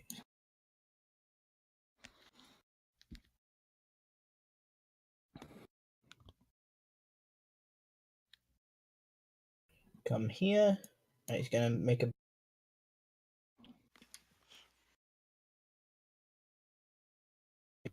The 6 hit you, Bella. Was that a 6? Yup. 6 to hit. 6 does not hit. 14 AC for me. 6 hits no one. Your turn, Belna. Oh yes. Well, I suppose I'll. Oh, I didn't. Yeah, I forgot to put my unarmed strike on here. Just a second. Unarmed strike. Typhon has an unarmed Okay. strike. Plus Is that where he just takes off his arm and hits people with it? Yes. His fake arm. Since when did he get a fake arm? Oh, I don't remember. Somebody made one for him. Yeah. So I'll give it a whack with my. Oh, actually, that's a D6 now. Damn. I know he had a fake arm. I'll give it a whack with my quarterstaff. And Yeah, that then, hits. how scared of these am I? Not especially. I'll give it a whack with my unarmed Holy strike as crap. well. Just 4. Good shot, though. Yeah. And then I'm scurry around here. What the hell? What's up with that damage for unarmed? I got get the up to. Yeah, isn't it 1d6 at this level? Level 5. Yeah, I go to 1d6 for the unarmed for martial arts at level 5. Well, I've got a plus 6 on the end of it then.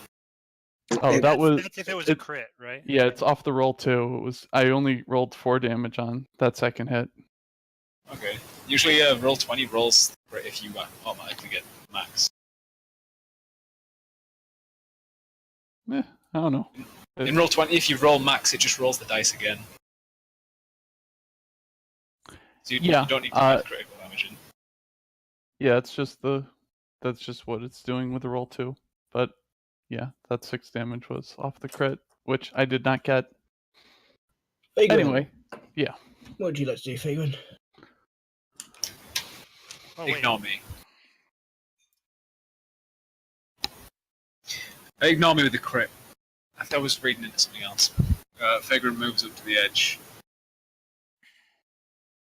Okie dokie. Throws a fireball at it. Yep, that hits. Me.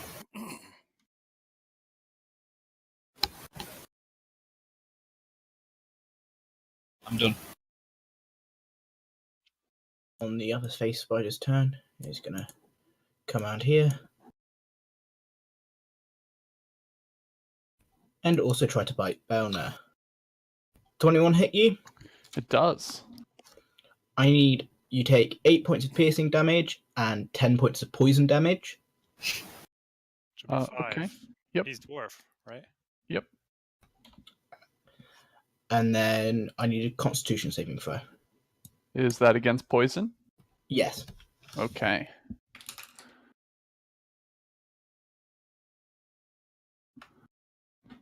Yeah, you take 10 points of poison damage, half to 5 because you're a dwarf. Scary. Spiders. I mean, that sure sounded like a DC 20 check right there. Fagrin just yells out, Fall back into the corridor. It makes for a good choke point. It's true. For sure. That's true. This dwarf is tanking these spiders. Hadrian just raises his hand and goes to cast a firebolt, but due to his inability to really see, it goes wide and just smashes against one of the walls. Check your fire. All right. I'm going to throw produce flame right at that one. I'm hopefully going to hit it. We will see. 11 probably does not hit. 11 does not hit. Son of a bitch. All right. That would have been good fire damage too. Yeah, I'm going to say move back. I'm going to move up to here and ask Belnir, kind of motion for him to move back behind us, and then we'll tank this thing a little bit. All right. Stenon, what do you like to do? I'm gonna cast Shatter. I'm gonna do it above, like off the about 5 feet up off the ground, so it's kind of just hitting the spiders up in the air and nothing lower. Okay. Just let it be on both of them.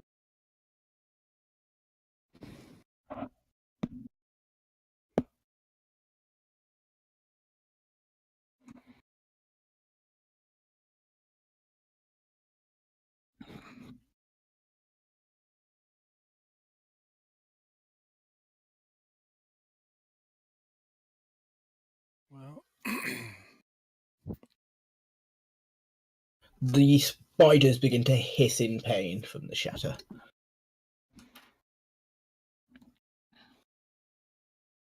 And then I'll also step forward after the spell's cast. Okay. Shield up.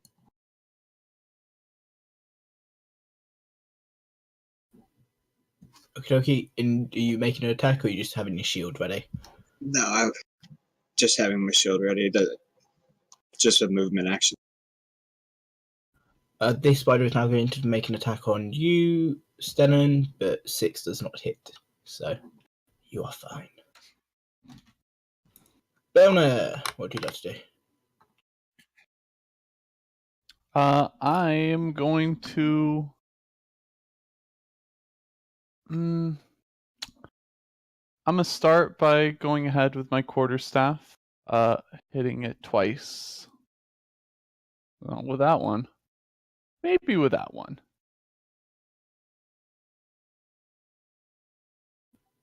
Okay, what does Duggan normally do for a natural 1? I think he rolls the fumble again, and higher load depicts if you're high, you're not okay, and if you're low, you make something happen. Okay, so yeah, do that, and then I have a fumble chart.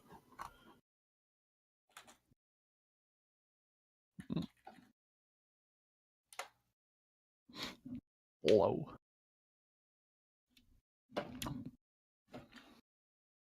And is it low or high where a fumble happens? Low's bad. Okay.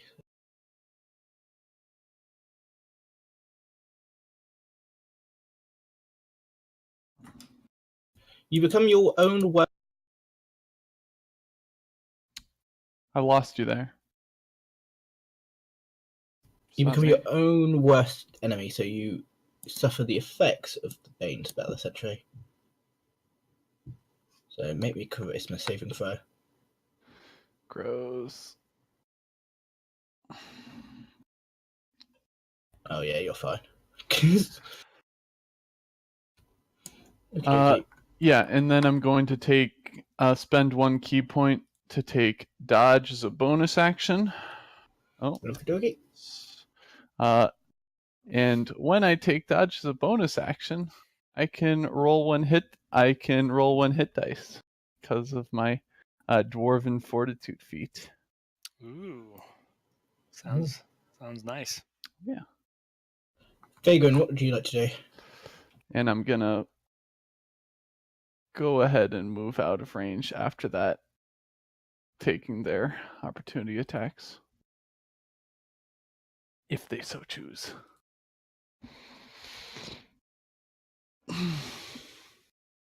Does 15 hit and does 16 hit?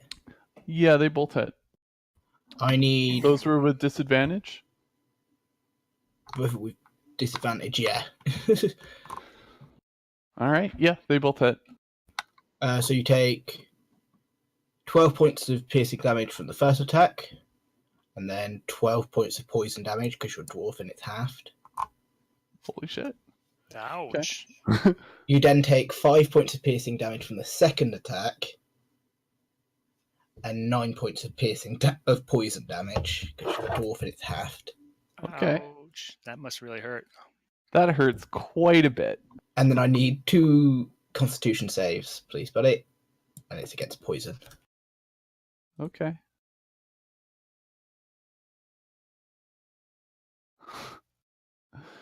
Oh no. Probably not good. No, that doesn't look good.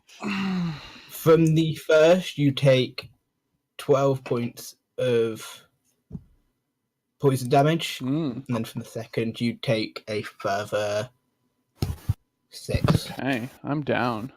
I forgot I was muted. So would he be down right here or like right here? Probably is what I'm thinking, or maybe right here. I'm not down until the second one, so I have to be at least one further. Yeah. Okay, so maybe it'd be right there then. I don't know. Yeah, because I need to disengage from the second one before I actually go down. I'll say, yeah, you just managed to sneak in between your friends when the poison finally hits your heart and you collapse to the floor. That hurt. That hurt. So did he get a poison? Did you say? Yeah, you got hit with poison. So you made a check. Was that to cross the little gap? Yeah, I'm Dighgrum? going to use my inspiration because why the fuck not? Okay, because yeah, that's a 5. I don't care if it could have been used on something better. I probably won't play it forever, so. Because I've had that inspiration for months. Jump across. I've used my cunning action to dash because it's currently difficult terrain. You have got a fair amount of gunk on your shoes. This one foot did slip into the gunk. What with the 22? Oh yeah, is it Vantage? Yeah. So Yeah. never mind then. He just dashes, jumps over, kicks off the wall, slides in between Farron, puts his hand down. Is the dwarf currently on the floor? He's knocked out, yeah? Yeah, he's currently on the floor, unconscious. Yeah. Kind of like slides past Farron, taps the dwarf, gives him 1 hit point, pulls his shield up and goes, I'm over here. And gets the attention of the spiders. Stops right there. Okie dokie. Give yourself a hit point.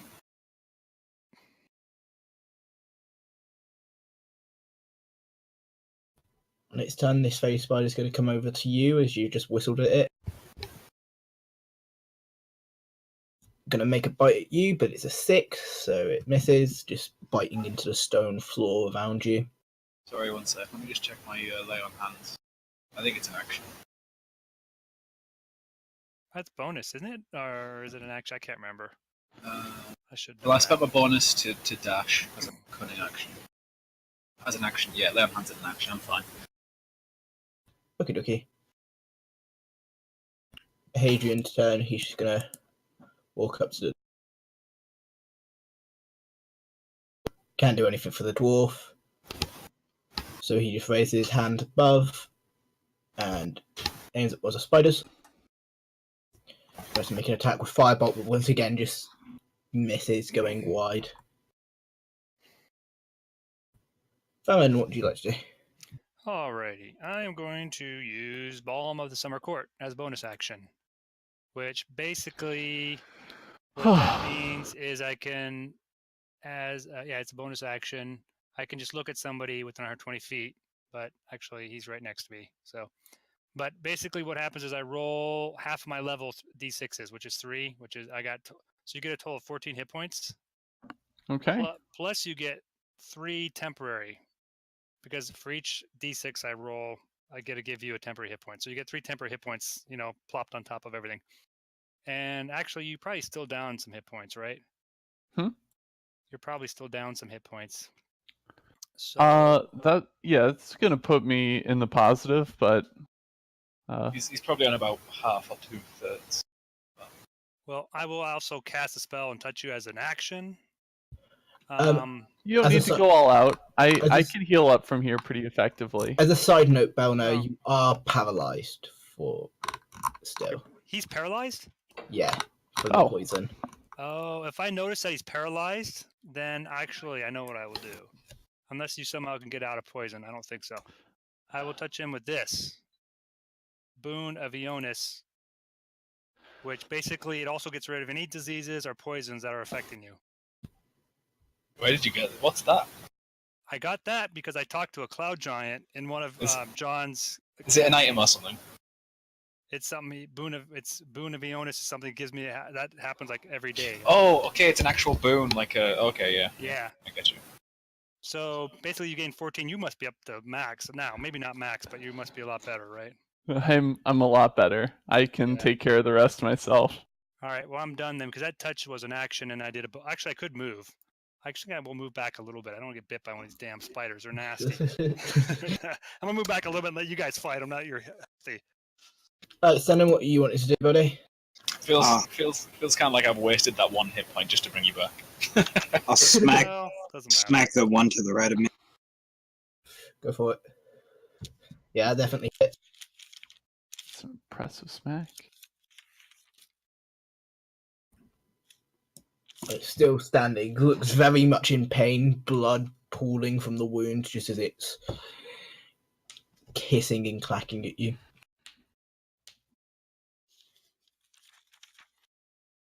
Already, that's it.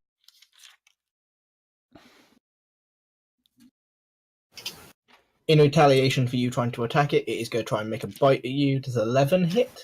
Ooh. Yeah, it just goes wild.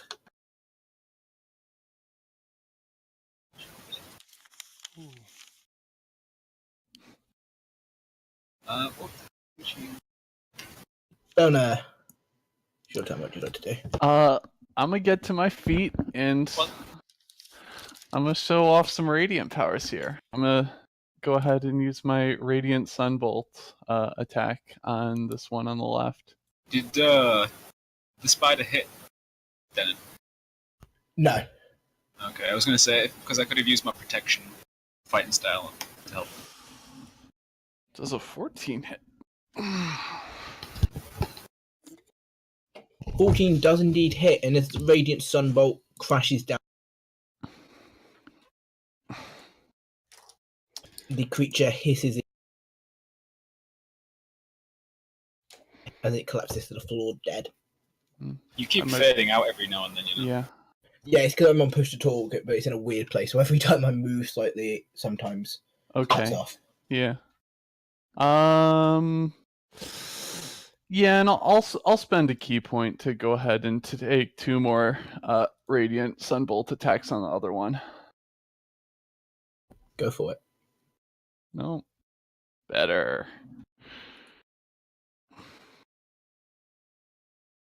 Yeah, the second one sends a crash of sunlight into it, Okay. causing Oh. it to hiss and squeal in pain.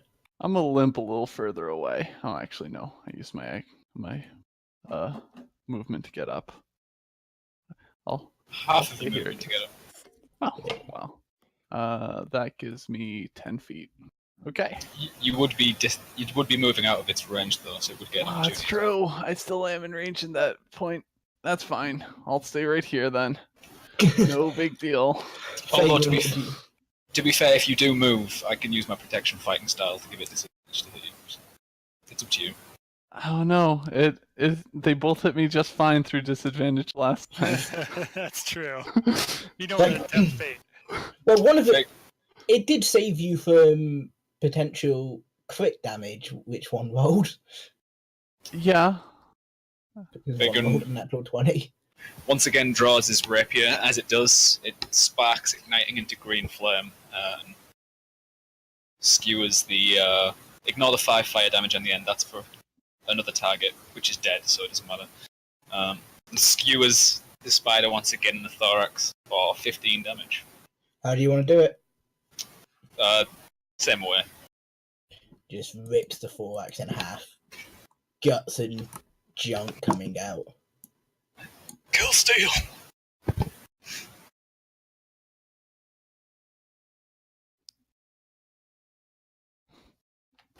As the spiders are now all dead.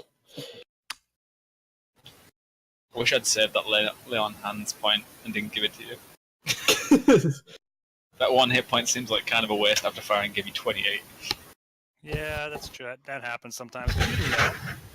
True. Now you know. Actually, we're pretty good with healing here because we got a cleric, a druid, paladin, a monk who seems to be able to heal himself. He says, right? Yeah, I mean, I can just roll my hit dice during combat whenever It's I dodge. Is how it because works. of his dwarf feat. Yeah. Oh, that's pretty Yeah. cool. That's really cool. And then there's just the thief that's just a bit. Yeah. What's going on? Yeah, you've got the thief paladin that can kind of do some stuff, and then you just got the thief by himself that can't do anything. I was on a mountain yesterday and now I'm in a weird dungeon. I think I went through a weird dimensional portal. Definitely. Well, does anybody have any empty vials? Empty potion. Keep your potion. Like if you use a potion, keep it as an empty one because you never know what you could be able to put in it. You know. It was upsetting just because I really was considering getting a whole bunch of empty glass vials, and I didn't. Yeah. It was a consideration moving into this. Oh, I have know a what? bottle. Oh, no, go ahead. I was just going to say, do you know what annoys me is I haven't played this character since before Hilton went down, so I have nothing that I haven't started with apart from the magic items I gained from John's old character. Good news is I have both mason's tools and carpenter's tools, so if we want to build a house... Oh, awesome! I had a house in Hilton, but the damn thing got trashed. I kind of feel sorry for you because I actually helped make that house on the map as a DM, and now it's Yeah. gone. I spent 400 gold pieces for that house. Uh, Which got destroyed, and damn giants. Farron, you have only got half a potion, so if you wish to try and attempt to collect a full potion bottle, Oh, you can. yeah, what the hell not? Why the hell not, right? Come on, guys. I'm going to get over here, like, near both of them, so I could, like, get one fang from each of them, maybe, like, you know? Go for it. Use your imagination. No, God. no, Nature? Vagrant, Or medicine, you said last time, didn't you? I don't remember. yeah, medicine. Medicine. Vagrant would like to test how rigid are these limbs? Like, if I stand on one of these legs, does it support my weight? You're going to make, like, armor? No, I'm Sheathedness gonna armor? I'm gonna tie like 5 of them together and make a bridge, so we don't have to fucking jump over all of these Sweet. That's these good. little Now you're thinking. waterways. Well, with a 19 intelligence, you'd hope so. Yeah, true. Very good. Do you guys think that I have this potion now. Do you guys think this would work on these spiders? I don't think so. I'm gonna. No. think I'll I save it. suspect not. That's what yeah. I'm thinking too. I'm gonna save this for later. The legs are not particularly strong. They might be able to hold one person's weight once, and then would probably be very unsafe for the next person. How far's the boarded up from the top of the sewer? About 30 foot up, boarded up. How strong did the boards look that were on top of the sewer that were blocking the sewer? They looked fairly strong. They looked like they were fairly well maintained, occasionally getting swapped out every few weeks. Okay, Wow. Vagrant goes back and grabs a board because he's sick of jumping over these things. Okie dokie. Tell us if you spot the corpse of our friend. Yeah. Or Yeah, maybe just- don't tell us. Well, I think it might be useful to know that there's something killing people right behind us. Well, you're right there. That's totally true. I'm just thinking ignorance is bliss a lot of times.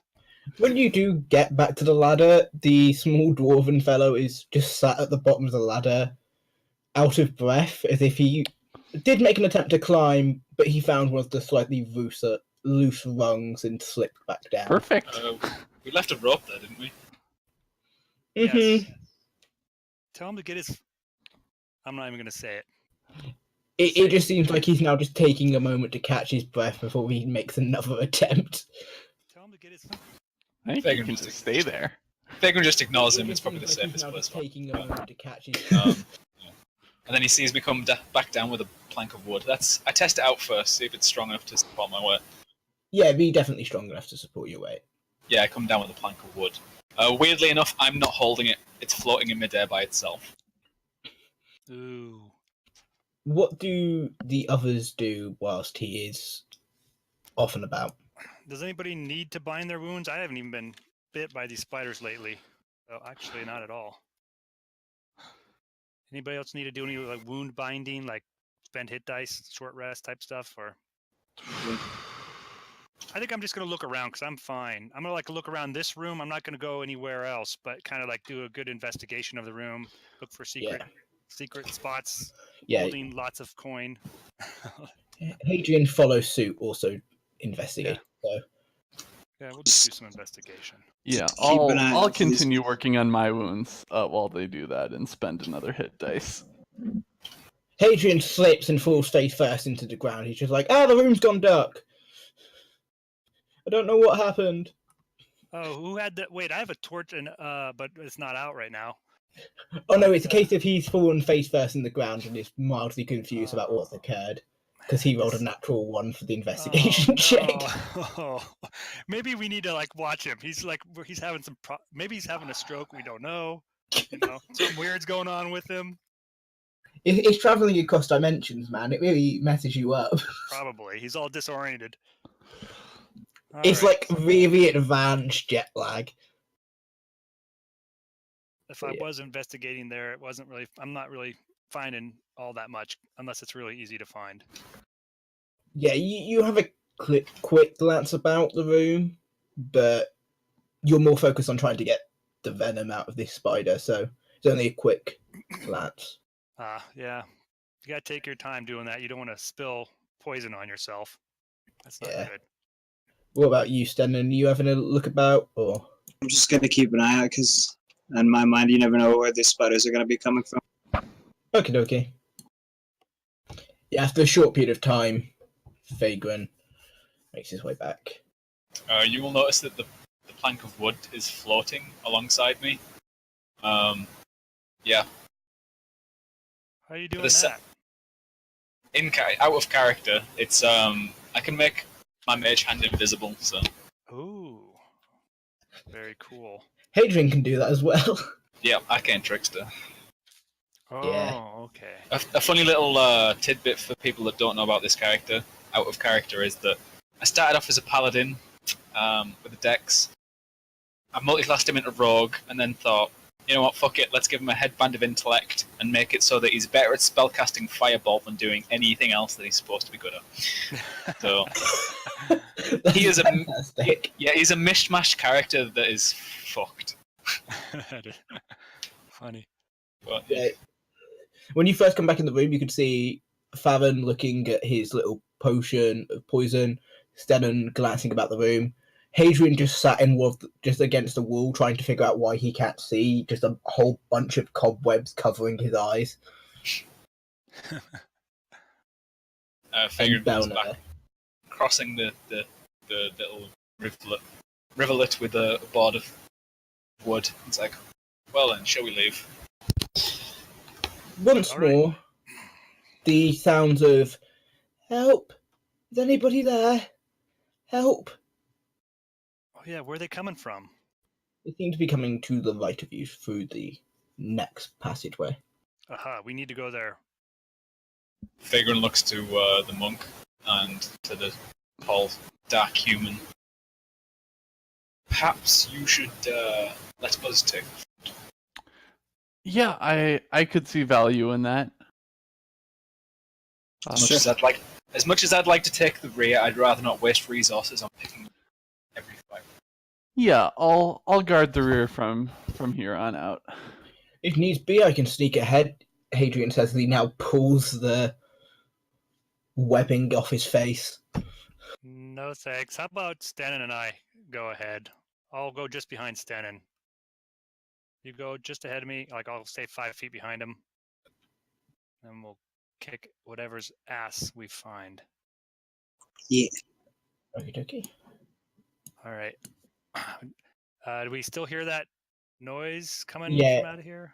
Yeah, you still hear the voice just shouting, "Help! Is anybody there?"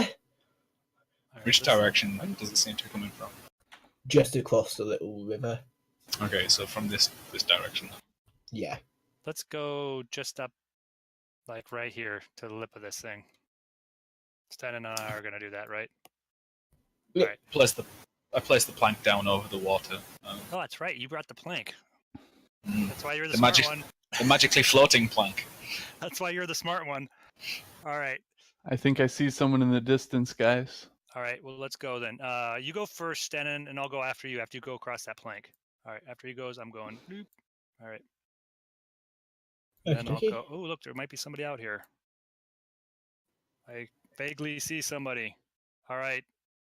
Guys, there's somebody up here. I look back at the guys. Why don't you come up here so we can, be a force? Well, you don't have to come up that close, but there you go. Close enough. All right. Hey, I like fur. What can you say? Just Adrian mutters, stroking your beard lightly, just as trying to put like, you off. Awkward. All right, I'm gonna go up with Stenin there. It's safer than being, groped back there. Yeah, and you can see wrapped in webbing completely, unable to move, is a young boy. Oh my gosh! See, that's what spiders do. Let's get this guy out of here. I'm gonna run up to him immediately and grab a flint dagger that I have, and it's actually a magic one, and start like cutting through the webs, trying to get him out. And say, "Cover me, Stenin." So he's looking for the spider that's going to be jumping out and killing us at any second. Yeah, with great ease, you're able to slice through the webbing. All right, and I make sure he can. I guess he can talk because we can hear him. So I basically toss him over my shoulder, like I'm packing him, and then kind of be like, "All right, let's get over here where it's a little bit safer." All right. So then we are going to talk to him, see how he's doing, give him some water, give him a little food. You do notice when you chuck him over your shoulder, his weight seems odd for his size. It seems like his weight's different than it should be. Like he's had a lot of blood sucked out of him, maybe? Like he's full of spider eggs! Oh, no! Is he heavy or lighter? Yeah, good heavier. question. Heavier towards one direction, but lighter in the other. Oh, no. All right, I'm going to try to totally set him down in front of us here. Actually, can I set him right here in between all of us? Yeah, sure. And then I'm going to try to when he's sitting there, I'm going to pull all the webs off of him to see if I can does he have a weight down at the bottom of him or something? Like a dumbbell or whatever, something very heavy. No, it's as you're pulling the webs off, you realise some of the webs are coming through his clothing. As if his clothing isn't there. The boy now looking slightly panicked. Vagrant immediately brings his shield up and draws his rapier. What does that mean? What does this mean? I just want to go see my mother. Is he like a ghost? Please, can I go see my mother? We are going to try to get you out of here, but who are you? The name's Tim. Tiny Tim? It was Shed the webs. Tiny Tim. He said the web were coming out of his clothes. Yeah, but that doesn't mean anything to me. Maybe it should. Vagrant points his rapier at the child and tells him to strip. I'm certain that's illegal. I'm certain you get. Take the clothes off. I'm certain you get put on some kind of list for making a child do that. Wait a minute. Wait, yeah. What do you mean? Like, you gotta give him a little privacy. I just want to be sure. Oh man. Sorry, I'm laughing at what John is writing. It's very cold. I don't really want to take him off. I'm very cold. All right, just let me get. Does he have all the webs off of him now? Yeah. Okay, and basically he just has regular clothes on, though, right? Yeah. White shirt, suspenders. Look, kid. There's some nasty things that can take some nasty forms in this life. I'd like to make sure you're not one of them. Well, I'm just a child. How can I be nasty? Yeah. Can't some of you guys who have religious knowledge check what this kid is if you're worried about him being something weird? Like, he doesn't seem like a ghost to me. He has substance, right? If I touch him, he feels like a real person, right? He feels like a real person, but you notice your finger fades slightly through his clothing. Right, at this point, since the kid's not taking clothing off, I Oh, that's push my rapier very slowly to the point of 1 damage. Oh, what are you doing? I'm gonna immediately become defensive Yeah, here. I do not approve of this action. I'm gonna be like, Please what? Oi, stop. stop that! As the illusion disappears and in its place is a small, dark-skinned, gnomish form. Oi, stop that! But You shouldn't draw- poke people. as the blood starts to just slightly drip down, he pulls the blade back, not to just relieving pressure, but doesn't take the blade off. It's like, talk now. What do you mean? I can talk many different languages. Well, I can talk two, really, but what do you mean? What are you doing here? I was looking for something to eat. And then they decided to eat me. I didn't like that. And I heard people. And he pokes his ear slightly and he goes, I heard people, so most people help a child, so Well, we would have helped you if you had looked your normal self. You know, some people are racist, especially around these parts. I'm not racist against gnomes. Look at me, I'm a furbolg. So anything that's from the Fae, I try to preserve.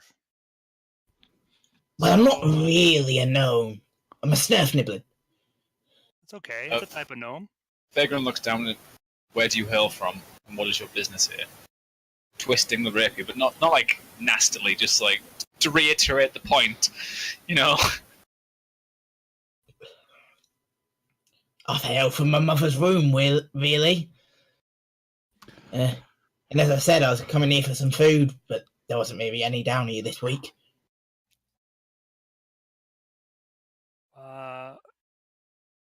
Can you help us? And actually, I like to, when I say that, I kind of reach over and try to touch Vagrant's hand and try to get him to like push the rapier off of his body. You know what I mean? Kind of like, come on, stand down a little bit. Would you do that, Vagrant? He's not going anywhere. He's not a threat to us. There's just one of him, little gnome. Vagrant's rapier pivots on his index finger, grabs it and slides it back into the cupboard. Yeah. Well, Sorry. I'd like to say Without- sorry for my friend. You know, Without taking eyes off the gnome. you kind of spooked us by not being yourself. You know, if you want to be friendly, you have to be honest with people. And you know, showing up in a little kid's body, and then that wasn't really cool. But maybe we can help each other. Like I give him my water skin to have some water, and I say, maybe you could show us like some secret ways around this place. Help us, figure out what's going on. We can maybe make a deal. Yeah, I like the sound of that. What do you want? Like, what makes you happy? Besides us just saving your life, which so you kind of owe us one, but Don't try and be tricksy. I don't like tricksy. I'd like to see the city, but I'm not really allowed up there, so I'd like to see it. oh. What do you mean? What do you mean you're not allowed? Well, people get kind of antsy when we walk about up there. Which city? Dighgrum. Well, you know what? We came from Dighgrum, nearby, a camp nearby. So we can take you with us if you go with us on this little adventure and if you don't double cross us. Because as you could tell, my friend Fagrin here would gladly run you through if you do something evil. So help us out and you can come with us. It's a camp full of various people, all sorts of different types. It's Vagrant looks towards Farron. He's just like, I'm you not really racist. do have a loose tongue, don't you? Maybe you should learn to keep hold of it, Oh, lest I guess lest you lose it one day. Yes, that is probably a very good point. Who knows? This could be the mastermind evil down here, but I don't think so. He looks pretty harmless to me. Looks Yeah. are deceiving. He just offers his hand out. All right, I shake it. And you do an Arcana check. Oh no, this is gonna be off the cuff here. Our Arcana for me is not that good. Oh yeah, look at that. Yeah, Beautiful. Well done. Absolute you one. got no idea. I'm keeping an eye on this guy. Would I notice anything? Make an Arcana check.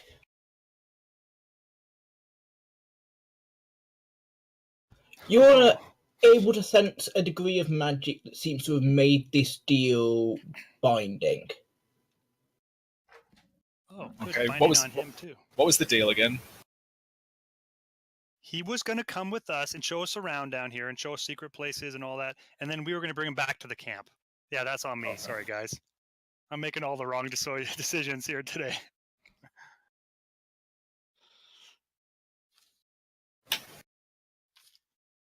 All right. Maybe that wasn't the best. I guess I have a thing for fey creatures because I'm fey. You know, I mean, like Furbolg. I actually speak Gnomish as one of my languages. So, you know, obviously, I feel like I have a connection. All right. Let's go, guys. Next time we make deals with random strangers, let's be very precise in our wording, okay? Yeah, Fagrin just looks at everyone and it's like, loose tongues get people killed. Not just yourselves, but the people you love. Did you find the precious? What's the precious? Oh, guess not then. Come on. And he begins to lead you back into the previous room. Does he If walk you on all let him fours? Does he walk on our And does he cough every so often? Slightly, yeah. He just Slightly. Yeah. Yeah. All right, where's he going?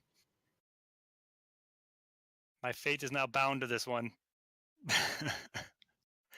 So, did you put that plank down? Yeah, the plank's still there, and then I pick it up after we've all crossed. I actually can't see anymore because I need my light to get here. That's Stenin. Stenin's my light. Literally. Fagrin looks towards the gnome, and he's like, I'm watching you. Make one wrong move, Where the hell did he go? and I will end you. You do not fool me. Where did he go? Did he go all the way back?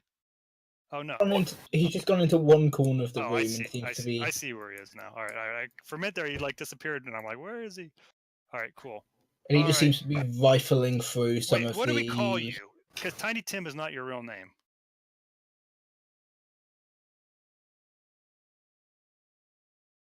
Totally had a name ready for this guy. Totally. Well, it's kind of my name. All right, I'll call you Tiny Tim until you tell me it's different. My name's Dighgrum, but most people just call me Tim. Okay. Yeah. And he goes back to digging through this sack of cobwebs. Oh, sack of cobwebs. It's his precious.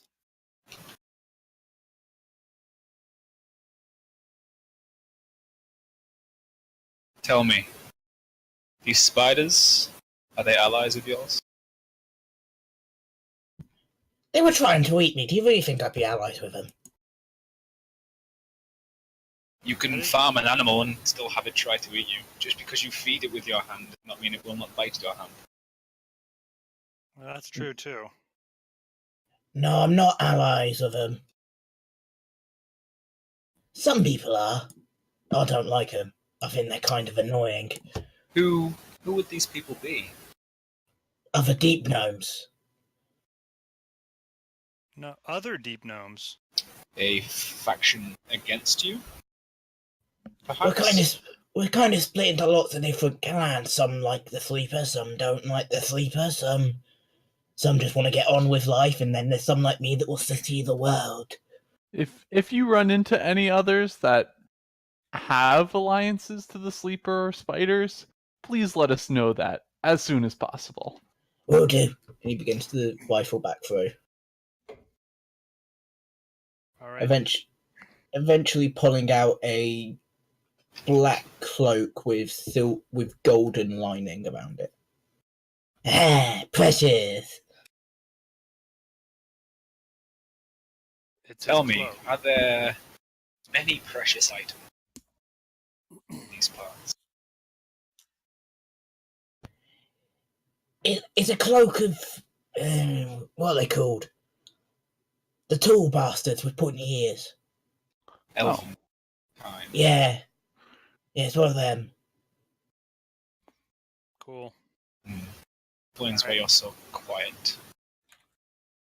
All right, now where do we go from here? Don't lead us into a trap. Does anyone want it? Oh, it don't fit me. I'd like I tried that. to wear it for a bit, and then I kind of got caught up in it, and then I kind of fell a lot. Wait. Now see that, guys? I say to everybody, you see that? This guy is very generous. He found this awesome cloak of elven kind, and he's willing to share it because we saved his life. See, now we've got something going here.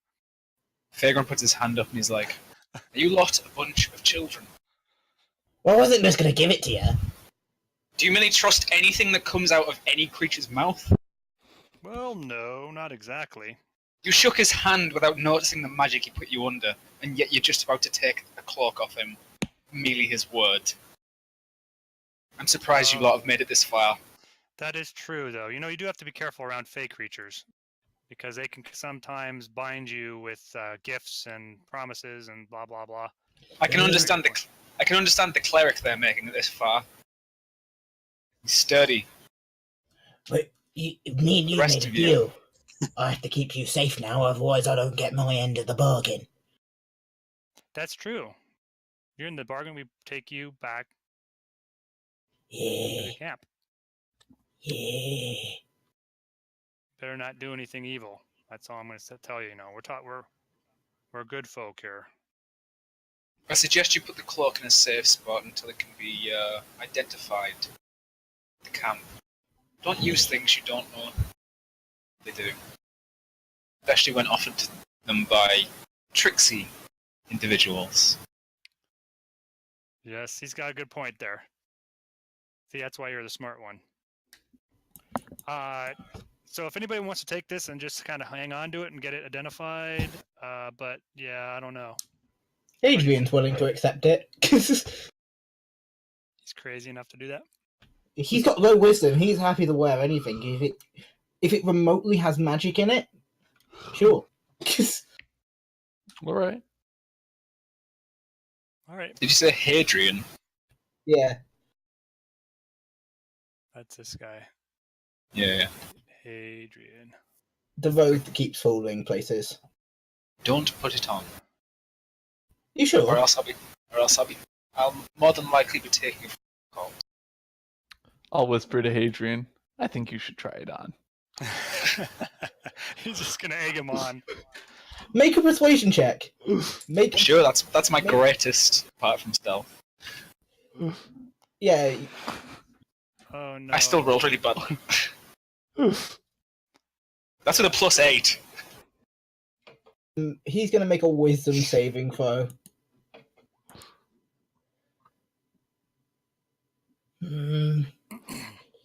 All right.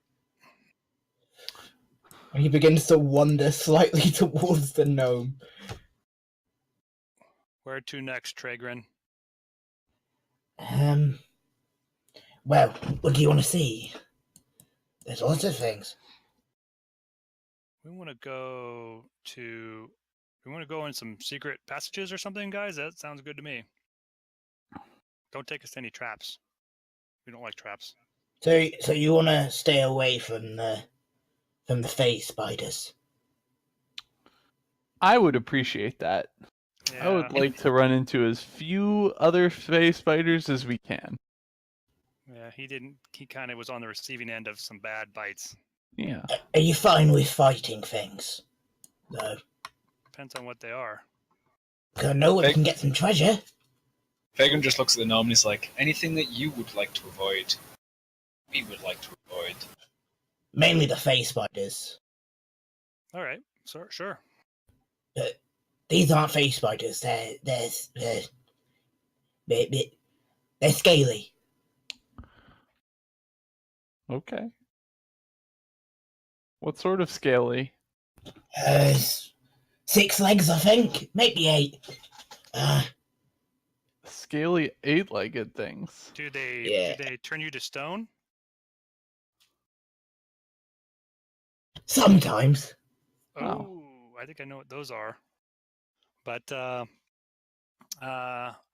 had it happen to a brother of mine. happened to a brother of yours? Yeah, I got lots of brothers. But they're mainly douchebags, so it's fine. Well, yeah, sometimes brothers are like that, but usually you don't want them to turn to stone, though. I don't know. He what owed to me think. money, so it's fine. Seems like a harsh punishment for debt. Yeah. He was also an arsehole about it. Just a big toothy grin up on his face. It's like, regardless, a guy that is alive is a guy that pays. A guy that is dead is a guy that does not. Well, he was stoned then. I might have been able to, find some of these wizards that can turn stone into worthwhile stuff. Then he was worth more. I sold him as a statue. Got about 60 gold for him. They thought he was a really good statue. See, I guess he did pay in a way. Not It's a all that's statue. lost then, I suppose. All right, take us to the treasure. The most danger-free way, that you can. Okie dokie. All right, guys, you cool with this? And he begins to scurry off. It's crazy shit, but Well, No. I'm gonna try and steer near to you because if I understand this deal, you're the one who's gonna make has it to out keep of this me- alive. he has to keep me alive. Yeah, I'm at the back. Well, I need So some. I do not like light. this deal one bit. Oh, well, I have no light to offer. You don't have light. I'm gonna get out my ever-burning torch, which I had in my bag, but that way I can have light on my character. Otherwise, I can't see shit. Oh wait, can I go? Oh, you can change. You changed him. All right, sweet. All right, let's go, little. As soon as you dude. pass 15 feet, I need everyone to make an acrobatics check, though. Acrobatics. Oh no, we're gonna start falling in the shit. I'm not gonna be loving this. What are we hitting for? Anyone got 12 or above is fine. Oh. Anyone who got less than 12 is now at 5 foot movement. You only got 5 foot of movement until you can wipe your feet. Oh, Wow. so you three guys got slowed down. All right. He continues to lead the way. You guys are too hasty. You should really take a back seat and think more about things. Well, I don't think he'd lead us into a trap necessarily, but it may You're be too dangerous. Yo, head, slow down. I click my fingers and then I... Yo. Stop. What is it? I divine sense. Oh, you could have done that a long time ago. I haven't played this character at all. Yeah, true. Paladins can do that, but Yeah, I'm sensing the motive. I'm sensing the motives of that guy. What is it? As an action, you open your eyes to take such forces to the end of the turn. You know. Okay, Shvez, Celestial Fiend and Undead. Okay, it's not the right thing. Celestial Fiend and Undead. Forget that. Yeah, I know which one you thought might no, I fall think it it's a was. presence of strong evil would register on your senses, though. Yeah, you If do he's sense. evil, You do sense that there is a bit of heavenly music. Not much of it, just a light twinkling coming from him. There's more of a noxious odor from Hadrian, say, than there is from the gnome. ooh, gosh. And there is a very foul odor just coming from the edge of your senses. We're getting close to it.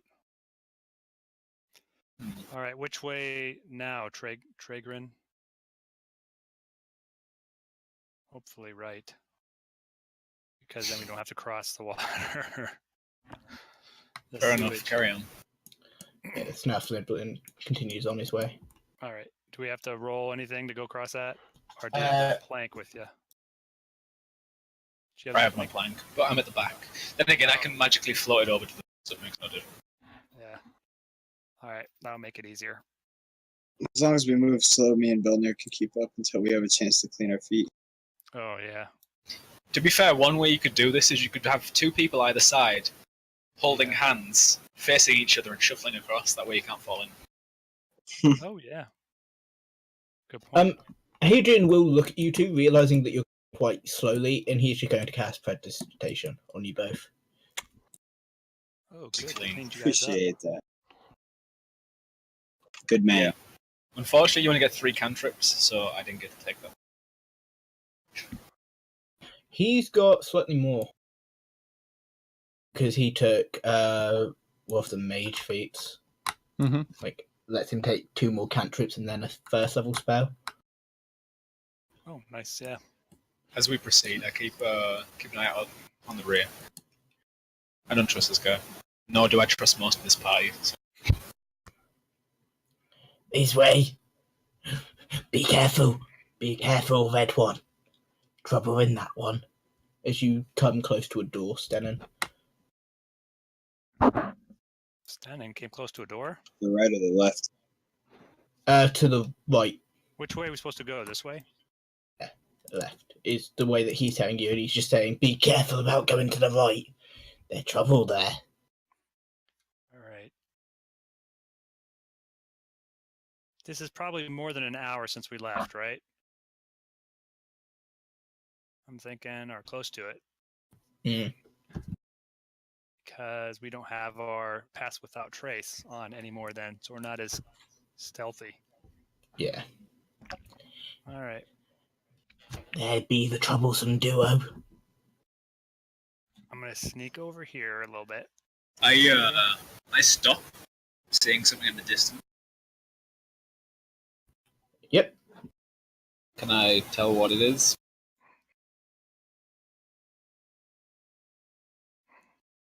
Make a perception check. Aha, my worst skill. You can do it. Not. That was not the best. I'm going to try to look over there into that darkness. Do I see anything? Since I know our buddy Dighgrum was telling us that there's something in there. Roll a perception check. I will try. Let's see. Come on, roll good. That's okay. Make a constitution saving throw as you lock eyes with one of the creatures. Woohoo! Nice. Constitution. Dude, there's no paladins next to me, is there? Ooh, good thing I rolled the first one and not the second one. You feel as if there is some force trying to insert itself on your body, but luckily your constitution is slightly strong enough to defend you. All right. Can I see enough of a shape to cast a spell on it? Yeah. I can? Okay. I'm going to cast Moonbeam on that son of a bitch. Go for it. Trying to do something to my brain. I don't like that. I'm going to cast that at highest level. Bring this right up to the top. Hopefully it rolls good. No. All right. Moonbeam. I believe it's a 5-foot radius. Yeah, so that would be a 10-foot. I'll put it like right on top of him. You know, like, I guess like right here would be good. Okie dokie. And he has a DC 16 saving throw. Wisdom. Oh wait, that's not wisdom, is it? Con saving throw. And it's radiant damage. You hear as it just screeches in pain as the moonbeam smashes into it. I'm gonna give the hand signal, like move forward, kick some ass to with my that, my partners. Partners in everybody crime here. roll initiative. I'm gonna try to kill this son of a bitch. Don't go easy on it. Oh boy, I didn't roll good.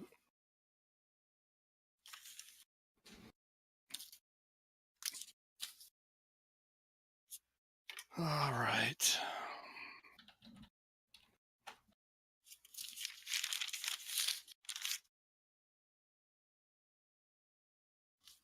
Okay, Stenon, what do you like to do?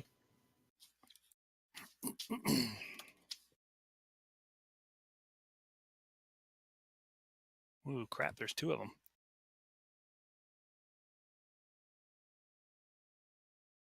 There's a moonbeam, like in this part right here. It's like 1, 2, 3, 4 squares because that's where I cast it. Or actually, it might have been up here. Now I think about it. So, anyways, you don't want to step in that. There's a moonbeam there. Oh, that'll work then. Pew. If you put it there, then it actually takes this square, this square, this square, the one he's on, and then this one, because it's 5-foot radius. Yeah, close to that. Yeah. Close ones. Be on this same target. I know that got hit previously. Ooh, Sacred Flame. There you go.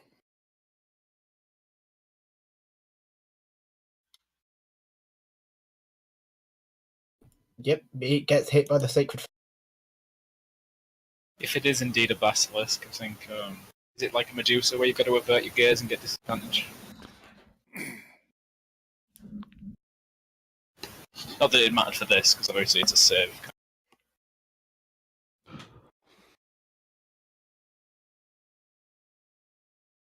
Yeah, it is a case of you need to make sure you're averting your gaze. Yeah, that's what I'm saying. If it is a basilisk and it has the same sort of rules as a Medusa, I think we have to actively be saying we're not looking at it and we gain disadvantage on attack rolls and shit like that. Yeah. Alright. Definitely holding the shield up in front of my face. Okie dokie. Dighgrum. Seeing Exactly. something in the other passageway. Place the board down, cross over. Okie dokie.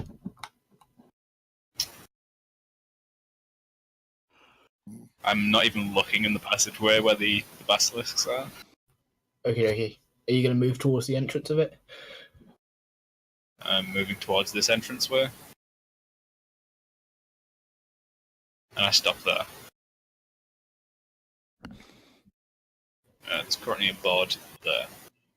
Yeah, as you step into the doorway, you hear hissing and clicking. Okay. Are you finding? Are you going to draw monsters over there too? Well, I saw some things. You did see some things over there. Is that just going to be your turn, or? No, I shoot a fireball. Go for it.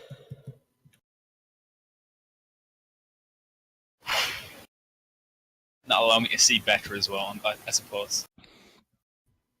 Yeah, and you are able to see 2 Etta caps as you Oh. launch the firebolt. 3 even. Those are nasty too.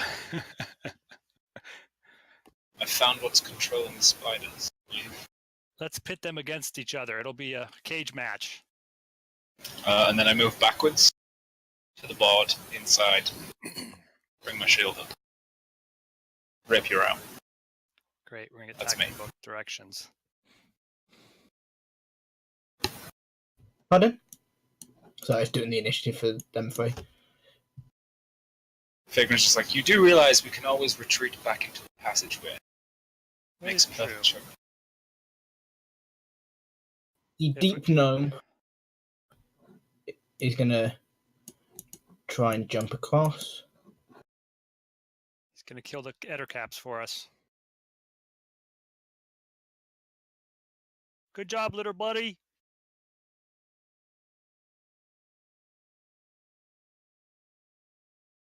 And is going to make he pulls out a blow dart, a pipe from his pocket, and just shoots a dart at one of the creatures, the same one that you firebolted. Firebolt.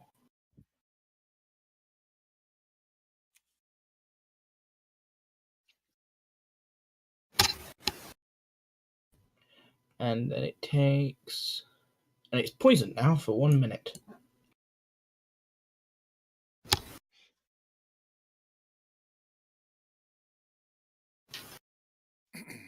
And that's going to be his turn.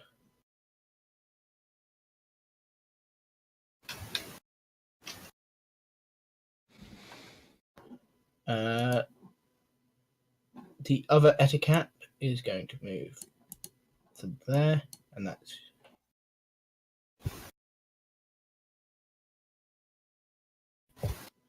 is going to be its movement.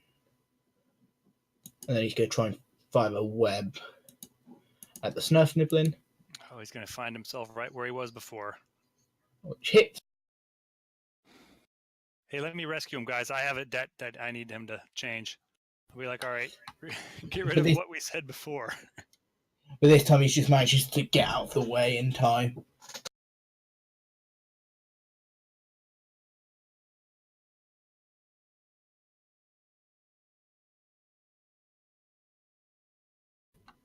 On the Basilic's turn,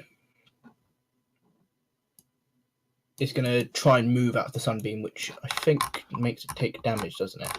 I can't remember if he takes damage on the end of his turn or the beginning. Let me read that again. It takes damage at the start of its turn. Okay, So if you want to do Moonbeam Repeat. let me click that again then. Moonbeam repeat. Sometimes you got to, and I did a third, so I got to click it back up to third because Okie dokie. the way it stays. All right, come on, it's taking a second here. Smith. Nice. 18. Damn. Radiant. That's good. You know, I can move that moonbeam, I tell him, as he comes closer. I was going to say, because it'd be really nice for it to be in this doorway. Oh, yeah, I could do that too. Yeah, maybe we need to like do a slow retreat. Does it hurt? I was going to say, does it hurt friendlies? Because if it doesn't hurt friendlies, just move it into. It does. It does hurt friendlies, I believe. Let me check, make sure. Vagrant is just move back to the passageway and block it off with the moonbeam. But the creature is going to try and make a bite attack at you, Stanen. Yeah, we'll just move back and keep the moonbeam on 2 of them at a time, maybe. Does 20 hit you, Stanen? Oh, Awesome. Stennon's like 21 or something, right? 21. Yeah. So you just managed to put the shield in the way and just knock it slightly on the head. On Hadrian's turn, he's going to come to the edge of the board and he's just going to have to stand there. Actually, he'll dash. And go there. Let's give you his turn. Favin, what are you doing, buddy? All right. What I am going to do is, boy, I guess I'm just going to hit, because I have to concentrate on that spell. Actually, I can move it. Could you Just move make it that there. so I could move it, or do you just move it yourself? I can move it. Could you I move don't it so think that go up a little bit? Oh wait, no, you could do that and it'd hit both of them, wouldn't it? No. Technically, yes. That's why I said if you move it there in between, it's going to get both. Yeah, I'll do that. There should do it. I'll move that there, and then so that's like a move. So I can still cast a like a cantrip. So I'm going to throw a produce flame at this guy right in front of me, pretty much. Don't forget, Yeah. if you're reverting your gauge, you get disadvantage.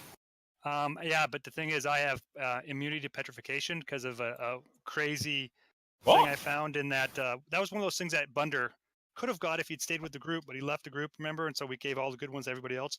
Actually, Stennin should be able to fly if you blow on that whistle. I forgot about that. What the Look. fuck? You got an immunity to pester? That's such a weird item. Petrified. It's called necklace of rock magic. I can turn people to stone, but it doesn't work like on basilisks. Oh or no, yeah, giants. I remember you getting that now. I didn't know you Yeah. got immunity though. That's pretty decent. Yeah, so That's really good, especially if someone can fly with a whistle. That's Yeah. so specific as well. Immunity to but petrification. he has to blow on the whistle to be able to fly. So like you could blow on it and fly across the room and then land, and then attack. But he just hasn't used it yet. But I didn't know if he forgot about that. That item is probably the most useful item you will ever have in any sessions where I run. Because I like petrification. I think it's fun. Yeah. Oh yeah, hell, it's the worst. And the thing is, though, that this goes away if I use up all the magic in that thing. I can petrify people 3 times, and then after that, I can only do a stone shape. And then after you use that 13 times, it like totally becomes useless. So I'm going to keep it. I'm never going to use all those charges because petrified. How can you ever be immune to petrified? You know what I mean? That's awesome. So, anyways, I'm not even doing that. I'm just nailing this guy. So 12 fire. If that hit, I'm sure 25 had it. Yeah, I hit. So, is that guy looking pretty bad at least? Oh, it is looking on death's door. All right. We need to kill that sucker, Sten, and then so we can like withdraw a little bit. We got some company behind us. All right, so I'm done. Belno, So- what you wanted to do? So why did Farron make a con save then when he first walked into the room? Because He's I wanted to see if immune I to would fit. petrification. Because I didn't know if it was going to be petrification, so I figured I'd just Okay. roll, and if I failed and it was petrification, I was going to say, "Ha no, I am immune to it." No, fair enough. I was Yeah. just wondering. I was like, why did you make a roll if you're immune? Yeah, because I didn't really know exactly what it was. I didn't know these were basilisks until he said they were. You know. Yeah. You think you have it covered on this side? Oh yeah, I think we got it covered. All right, then. Sendin's going to kill this one next, and then we'll just have one more. But don't let those eder caps get you. You know they can be nasty. Well, I'll keep my distance. I'm gonna go ahead and use my Radiant Sunbolt on this guy. Pachoo! Okie dokie. Once more, the crit fails for me. I'm They can the kind of size as everyone once again moves in front of him. Like, yeah. Yeah, roll d20 then. You're too smart for this group. I feel like Not today. I feel like John's character all over again. And my second shot. Yeah. Better. Yeah, that's loads better. Ooh, Hit. good shot. Gotta balance it out. Hmm. 3 more key points. Yeah, I'll stop there. On this one's turn. He can kind of attack the Snurf Niblin. I think he's in web. I think the gnome got webbed. No, the gnome managed to defend itself from the web. Oh, good deal. Because I thought he was all captured again. People stopped moving in front of me. I could defend them. I guess not. The creature just lashes out with a bite, and then as its mouth latches down on the deep gnome, it also slashes across its chest. I gave it disadvantage. It's gonna kill my gnome buddy.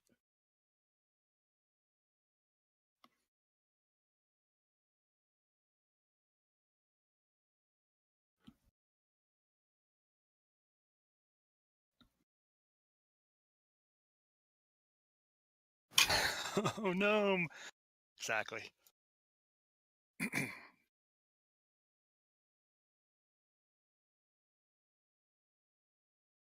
Oh no. As the gnome is now poisoned on death's door. Oh no, I'm gonna have to save that gnome again. He's gonna owe me.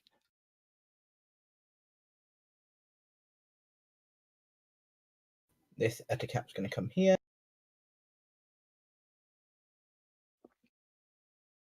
Yeah, I don't feel bad about not protecting this guy, so it doesn't really matter. I don't care. This time, due to the other Ettercap in its way, it's unable to slash at him. He brought us into a shitty situation here, didn't he? I need the Moonbeam damage for this next Basilisk. I will have to roll it again, don't I? Or does it use the last one? I think I have to roll it again. All right, I think where it's is it? again. Moonbeam, repeat. It's like, all right. You gotta love those moonbeams. It's like the main spell of a druid, bar Shillelagh. Yeah, Shillelagh is awesome too. 15, unless it saves a DC 16 con save, both of them.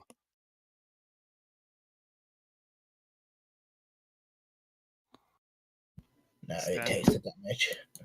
Just get Sten is sitting there blocking them from me, so that's good. this one's going to get out of the way and come and attack Stennon. But 12 does not hit Stennon because Stennon is a tank. Your turn, Stennon. What would you like to do?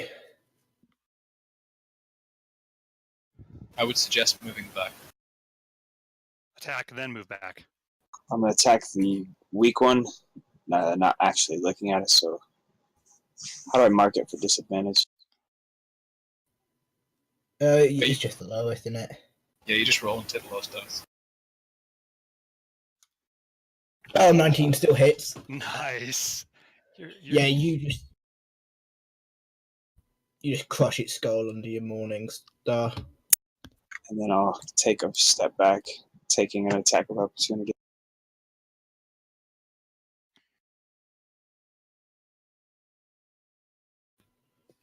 Uh, 18 does not hit, does it? No. You're fine. Alrighty, that's my turn.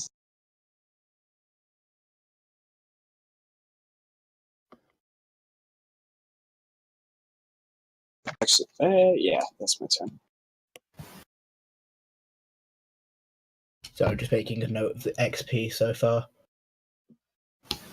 Vagrant, what would you like to do? He sighs deeply, pushes his way through these few idiots. Draws his rapier as it once again sparks into green flame and strikes this one 12 points of damage and this one 8 points of damage as the fire leaps over. Leaping fire. Green flame!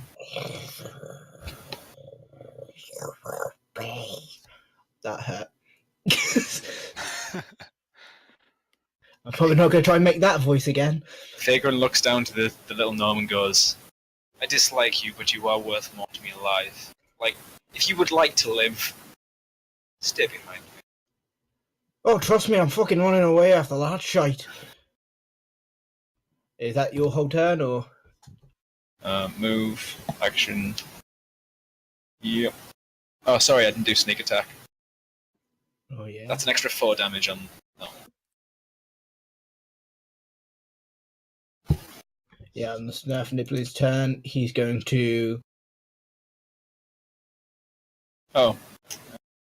That doesn't matter. I don't have any healing that's a bonus action, so it's fine. Going to disengage. And then cast Blurb upon himself. Just like, nope. On the Ettercap's turn, it is going to come and join its brothers.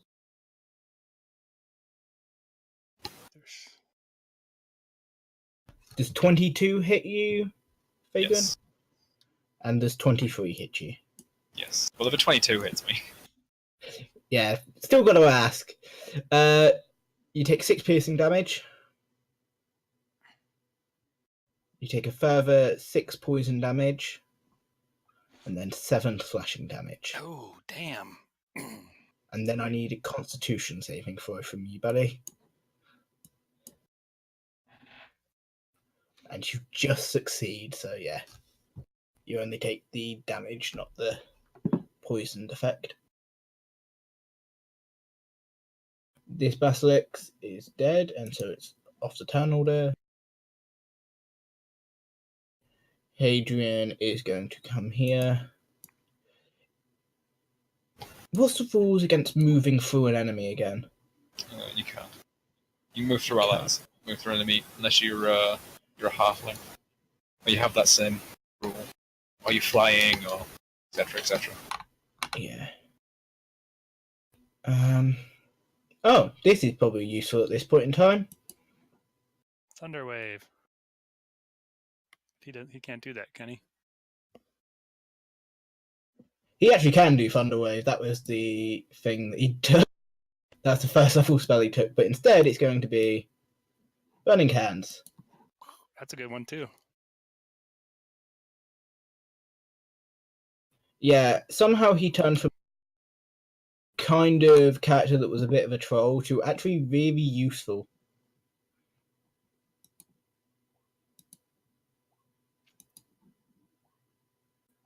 Vagrant's a mismatch, but he can be useful in certain situations.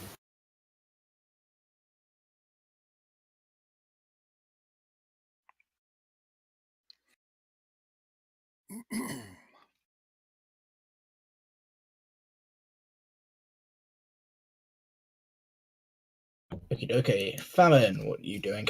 All right, I'm going to move that yellow square representing rectangle, representing the moonbeam up to, so it's like right in front of Stenin and I. And when I do that, I guess this guy will enter it. So Yes. should I roll now or when or if it starts his turn there? I think it's when it enters and it starts its turn there. So just roll again. All right. Yeah. Let's see if I can find. Oh, here it is. The Moonbeam repeat. I gotta click that again. All right.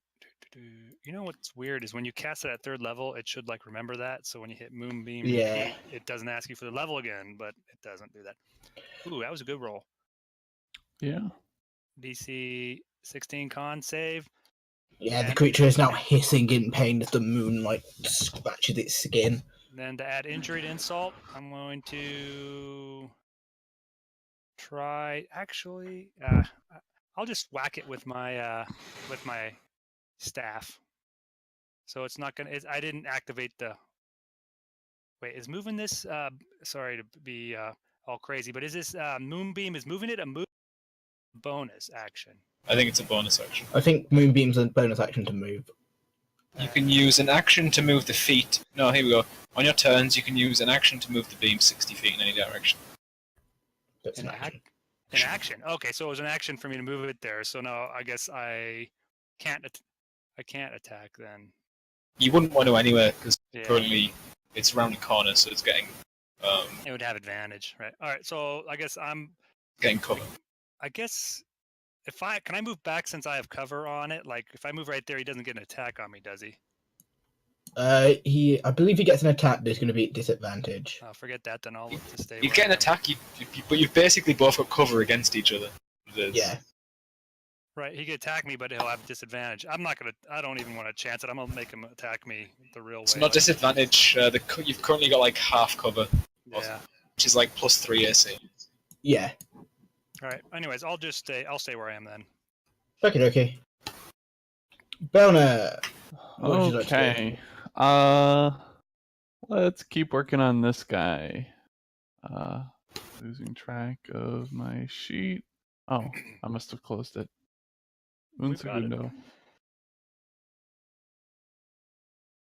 Yeah, almost there. That does not hit, I'm afraid. And the second hit. That does also not hit. Unfortunate. You went the wrong. Oh no, actually, you did get a little bit better. It's not Yeah, it's better alright. enough. I'll go ahead and use one of my key points to do it twice more. Okay. And there. Yeah, those hit. Which ones are you doing it to? Top one. This guy. Okay.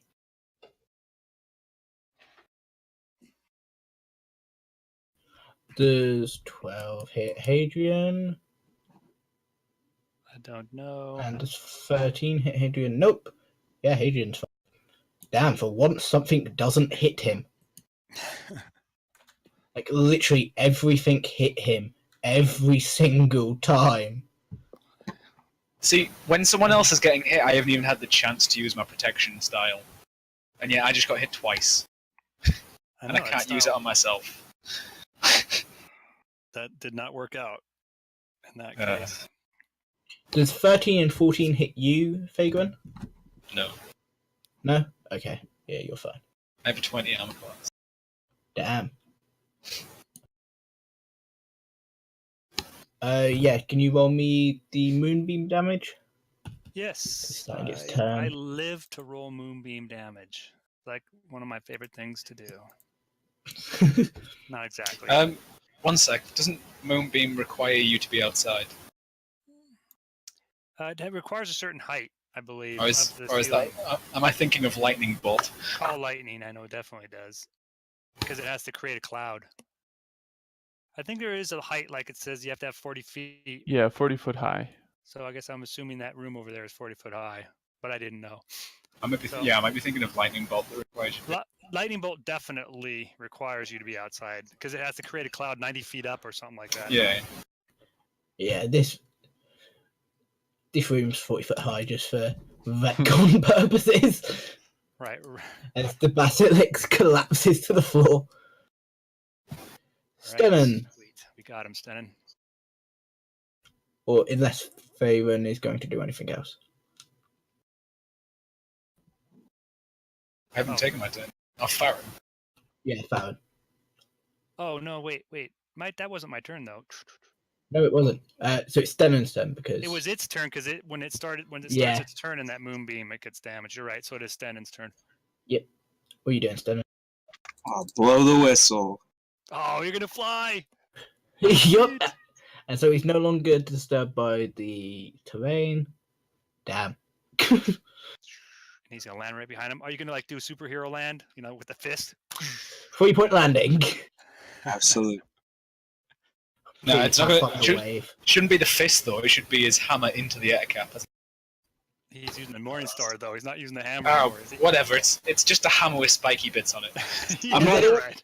I'm I not was sure. kind of hoping he had thunder wave, so 3-point landing with a thunder wave. He can do Thunderwave, but that would fuck everybody up behind there. I'm not sure Okay. what type of action that the whistle actually is. I would you say the blow the whistle- Bonus, maybe? It Who sounds knows? like a bonus action, to be honest. It just sounds like something you do, like a free action.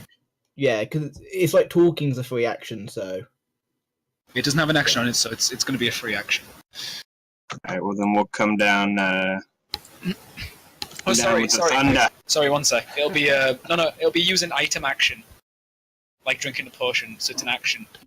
Okay, that's what I figured. I can't attack, I'll just fly into position. okie dokie. It's interact with an object, is what it is. Dighgrum, what are you doing? I stab the middle one, green flame, Go for it. and this one takes the extra splash damage. 1 sec, sneak damage as well. So the middle one takes 12. The one on the bottom takes.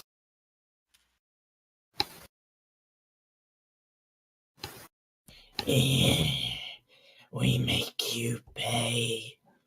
Is that your whole turn? Yes. Now Philippine is literally just going to dodge behind a wall and just kind of he could cast non-detection on himself. Oh, sorry. No, I'm going to cast Smite first level. Sure, I had Okie dokie.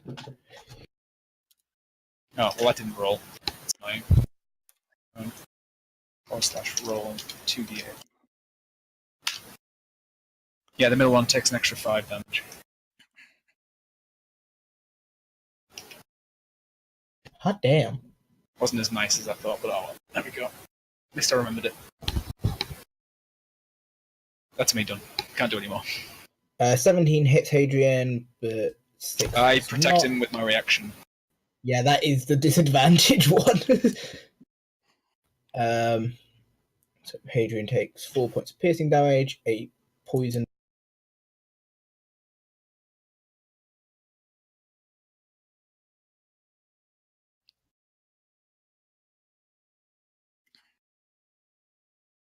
Then a natural 1 for the con save. Joy. Is he being hit multiple times? It's only the bite that hit, the claw did not. What, even with disadvantage that imposed, or is that one of them missed? The claw didn't hit with disadvantage imposed, and Okay. the bite still hit with disadvantage imposed. It's only for one attack anyway, so. Okay. On Hadrian's turn,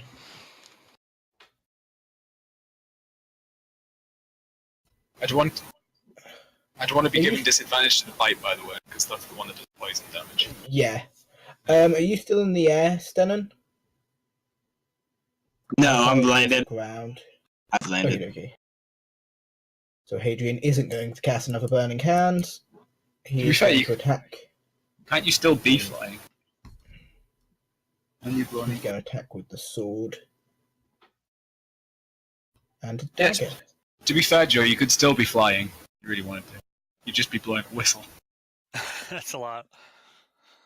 I can do it up to 15 rounds.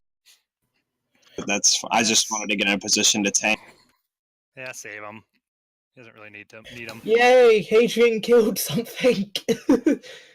As he just brings the gleaming crystal dagger into one's neck and what looks to be a dragon tooth into the other side. And that's his turn. It's awesome. Farron, what are you doing? All right, I am going to just like right there and throw a produce flame at. I'll get that one up there. Why not?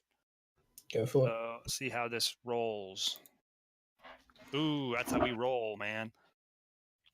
Nice. So 7 fire damage. I'm assuming that's going to hit it. It's a 23. Still alive? Yeah. I want to steal, steal a kill there. You guys are doing good. I'll be there next. I guess I could move a little bit more. I'll move up to here. I'm getting closer to that. Maybe next round I'll go across that thing. I reckon it's going to be Stenon's kill. I think so. Donor, what are you doing? I think I'm gonna throw more sunbolts at him. Go for it. Pretty decent for once. Hooray! No key points today, so that'll be it. This time the Radiant Sunbolt just crashes into it, killing the creature.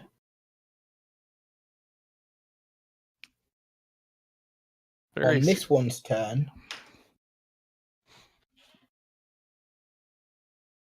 it is going to take opportunity attacks from Hadrian, Stenon, and Vagrant as it tries to climb the wall.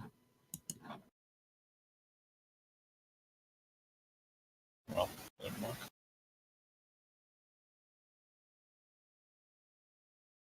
And technically I get sneak attack as well, I believe. Every turn. Yeah, just in the massacre of daggers and rapiers and morning stars, the poor creature is just sent. It's not even a body anymore, it's just kind of limbs. Wow, impressive, guys. Very impressive. I'll go over there first, then we'll look at this area. How you guys doing? Just fine. What about you, Fagrin? You look like you got beat up pretty good that time. Yeah, I've seen better days, but I'm worse.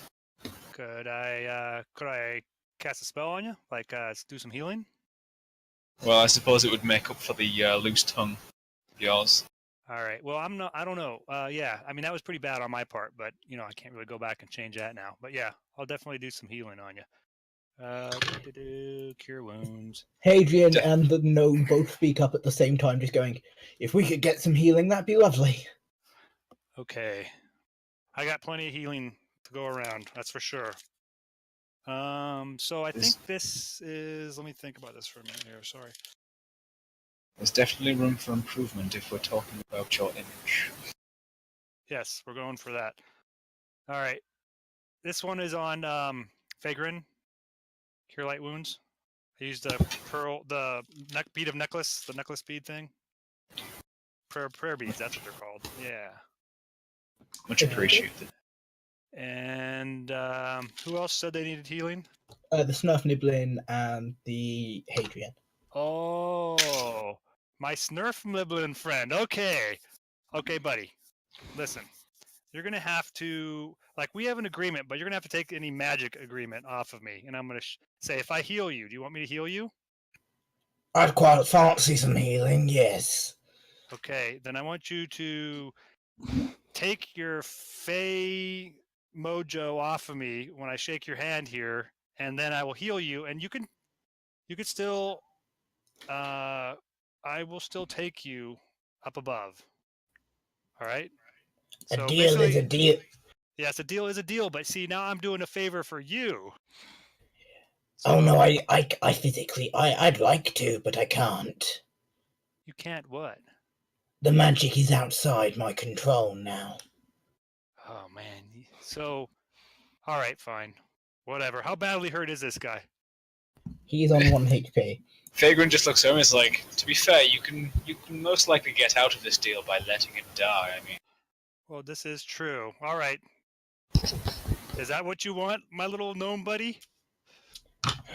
I don't want to die. Well, why can't you let me out of this deal then? Because if I die, then you're kind of screwed, aren't you, buddy? You don't know what happens if I die and break your part of the deal. Well, you do. That is a good point there. He's got a good point there, Fagrin. All right. You know what? How badly did this guy get hit? Is he like? Oh, he's on death's door. He's on 1 HP. You son of a bitch. All right. I'll cast a spell on him. I will cast Cure Wounds. Okay. I think I'll do. Does he have like enough hit points? I wouldn't know exactly how many hit points he had. All right. Let me just throw it. I'll throw it up there. I'll do it as a like that. Boom. That's a level 2. Probably give him more hit points than I gave Fagrin. If seeing how it rolls. Yeah, that's exactly what happened. Son of a bitch. All right, you never know. Cheers. Yeah, the difference is I can heal myself, so it's not that big of a deal. That's true, but it's just the point of it. This guy, he's starting to grate on me now. Him and his, evilness. You seem a little evil there, my little gnome buddy. I just want to see the world. All right, fine. I'd say he's less evil than you. Maybe that's it. Yes, I quite fancy some healing as well, if that's not too much to ask for. His Hadrian's just clutching the bite mark on his arm. Fagrin pushes through. Oh, Hadrian's hurt too, right? Yeah. I forgot about that. You guys check out that room. I'm going to heal Hadrian too. I forgot about him. That's what I was just about to do. Okay, let me get it. I got lots of... I'd like to investigate the room. All right, so I'm going to do a level 2 Cure Wounds on Hadrian. Okay. So he should probably get about that much too, unless it rolls really crappy. 9, yeah, he got the least. It's a good thing he's only level 3, so that's basically him back at full health. Nice. See, that's kind of why I wanted to be a warlock after Xanthars came out, so I can get a familiar and get max healing all the time. Ooh, that's nice. Yeah. But yeah. There isn't actually much in the room. It's just a plain room, but you feel like the minor sense of foreboding that was here ever since you fought the first phase spider is gone. And if with the Eticaps now dead, there's no reason for them to be here. I believe the slave master being killed, and we have let the slaves free. So we shouldn't have any issues with the slaves. I am, of course, speaking about spiders, for those who don't mind. Guilty. All right, guys, should we continue to go where, unfortunately, let's go look in the other room then, if there's nothing in this room. If we checked it out good enough. Okay. All right. Let's very carefully go over our little plank. This is what they call planking, guys. We're expert plankers. Yeah. All right, you can check out I'll check out the bodies. Technically, it'd be planking if one of you got turned to stone in a solid line, and then we could have used them. Awesome. Make an investigation check. All right. I thought I heard you say me do it. Oh my gosh, look at that, guys. I'm like the worst investigator. That's bad. That's very bad. Just find some scales. Yeah, I don't see anything on these things, guys. You guys might want to look around the room. I'm guessing you get rid of the moonbeam first. Yeah, I've dropped that. After combat, yeah, I would definitely drop it. Otherwise, everybody's going to be burning the shit out of themselves. I'm guessing it mainly looks empty, just cobwebs everywhere. Yeah. Mainly empty. There is the slight shimmer of green in certain places, but it doesn't seem as part of the wall. It seems to be coming from something in the room. I'd like to go investigate the greens. Green. Make an investigation check. I will not be using my hand. I'll tell you that I have mage hand and I have a rapier before I need to get that close. Boom. Ooh, now he's the investigator. You very quickly find the light is coming from something and are able to trace it back to one of the basilisks, the one that Farron only looked at briefly, saw that there was lots of scales and went, nah. Discovering 3 uncut emeralds upon it. I will be doing this as stealthily as possible. So I'm going to sleight of hand it. What's that fan check? Don't worry, guys. This is just because he doesn't like to share with gnomes. Farron, you spot it. Stellan Yeah. spots it, and Hadrian spots it. Yeah, I have a good passive perception. Hey, good job finding those gems. I say out loud to everybody. Dighgrum, good job. Give him finger guns. You found the gems then? Yes, we did. Did you bring us down here to find these gems, or is there something better down here? Well, it's that and the cloak. That was really all that was down here that I knew was worthwhile. There's a few rats that are quite tasty if you're in that sort of mood. How tasty? They taste like chicken. Oh, well, I actually have chicken, so I think we can pass on the rats. You sure? Well, if They're a they bit taste like spicy. chicken, I think I'll just stick with the chicken. They're a bit spicy. They're quite nice. They're not nice on the way out, though. They're a bit messy. Might stick with the chicken. Too much information there, gnome buddy. What did you say? The emeralds, but what? Or just emeralds? Do we not know? They're uncut emeralds worth about 50 gold pieces each. All right. This is the true mark of an adventurer in this world, is the ability to price gems absent-mindedly. Yep. Without the ability to instantly guess the value of gems, you could never make it as an adventurer. That's absolutely true. That's the truth.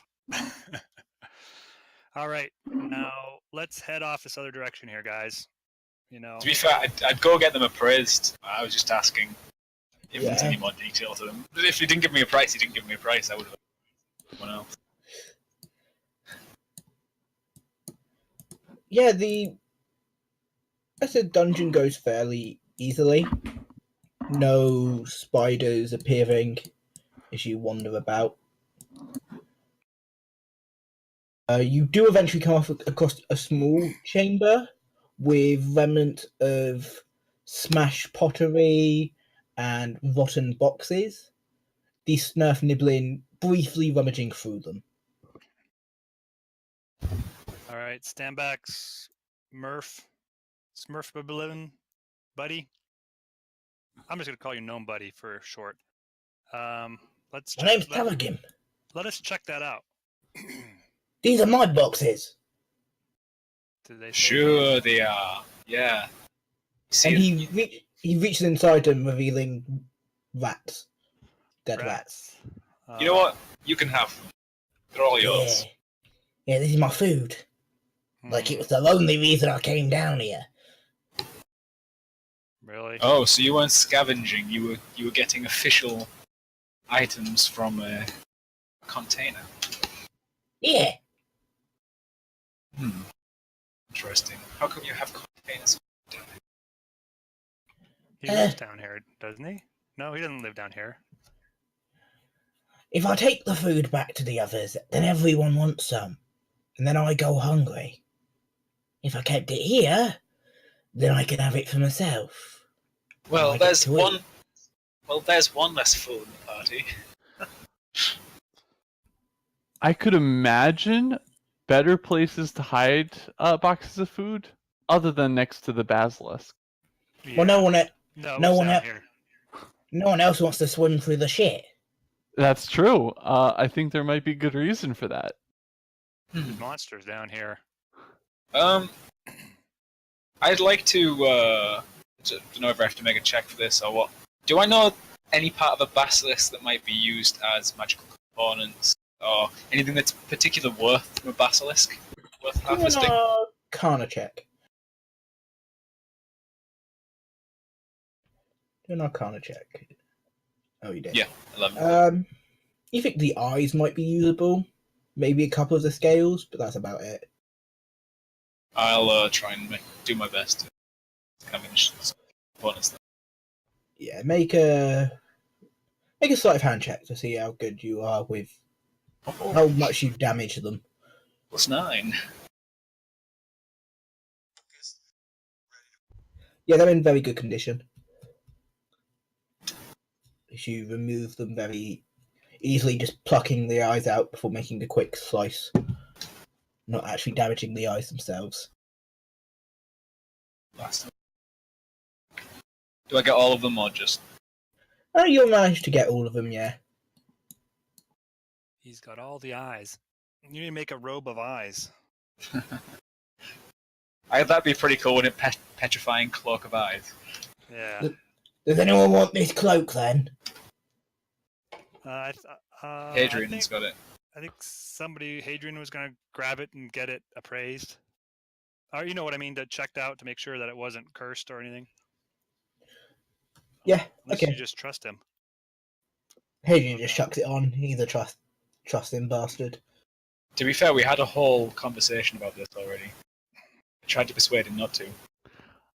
I think that my reverse psychology worked the best for convincing him not to, by crit failing when I told him to put it on. Exactly. It was reverse psychology.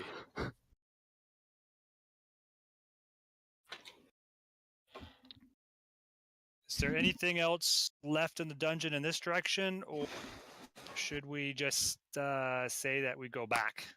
That's what I'm wondering. Because we would continue around in this direction, like over here. I don't think there's anything down here. It looked like it dead ends there. I am confused by just the shape of this hallway. I am going to investigate it along this wall. It is funky, that's for sure. Yeah, there's a few drawings on it, but they seem to have been made by hand. Okay. Well, you notice a few dwarven runes in them. It seems that the guy had wandered for a bit in here and had left markings to go, I've checked here. Oh, okay. So our friend Dunkirk from before appears to have made it down this way. Found nothing. Yeah, it appears that way, doesn't it? Yeah, he left some writing back there.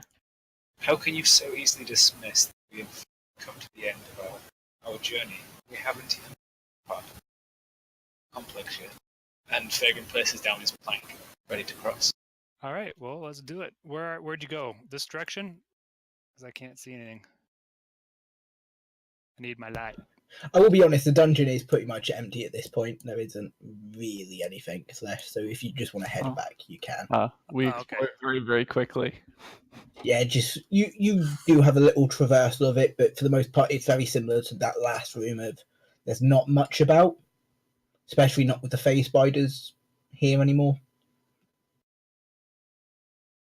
Okay, we'd head back then and check to see if our buddy Dunkirk is still alive, sitting near the exit with the rope and all that.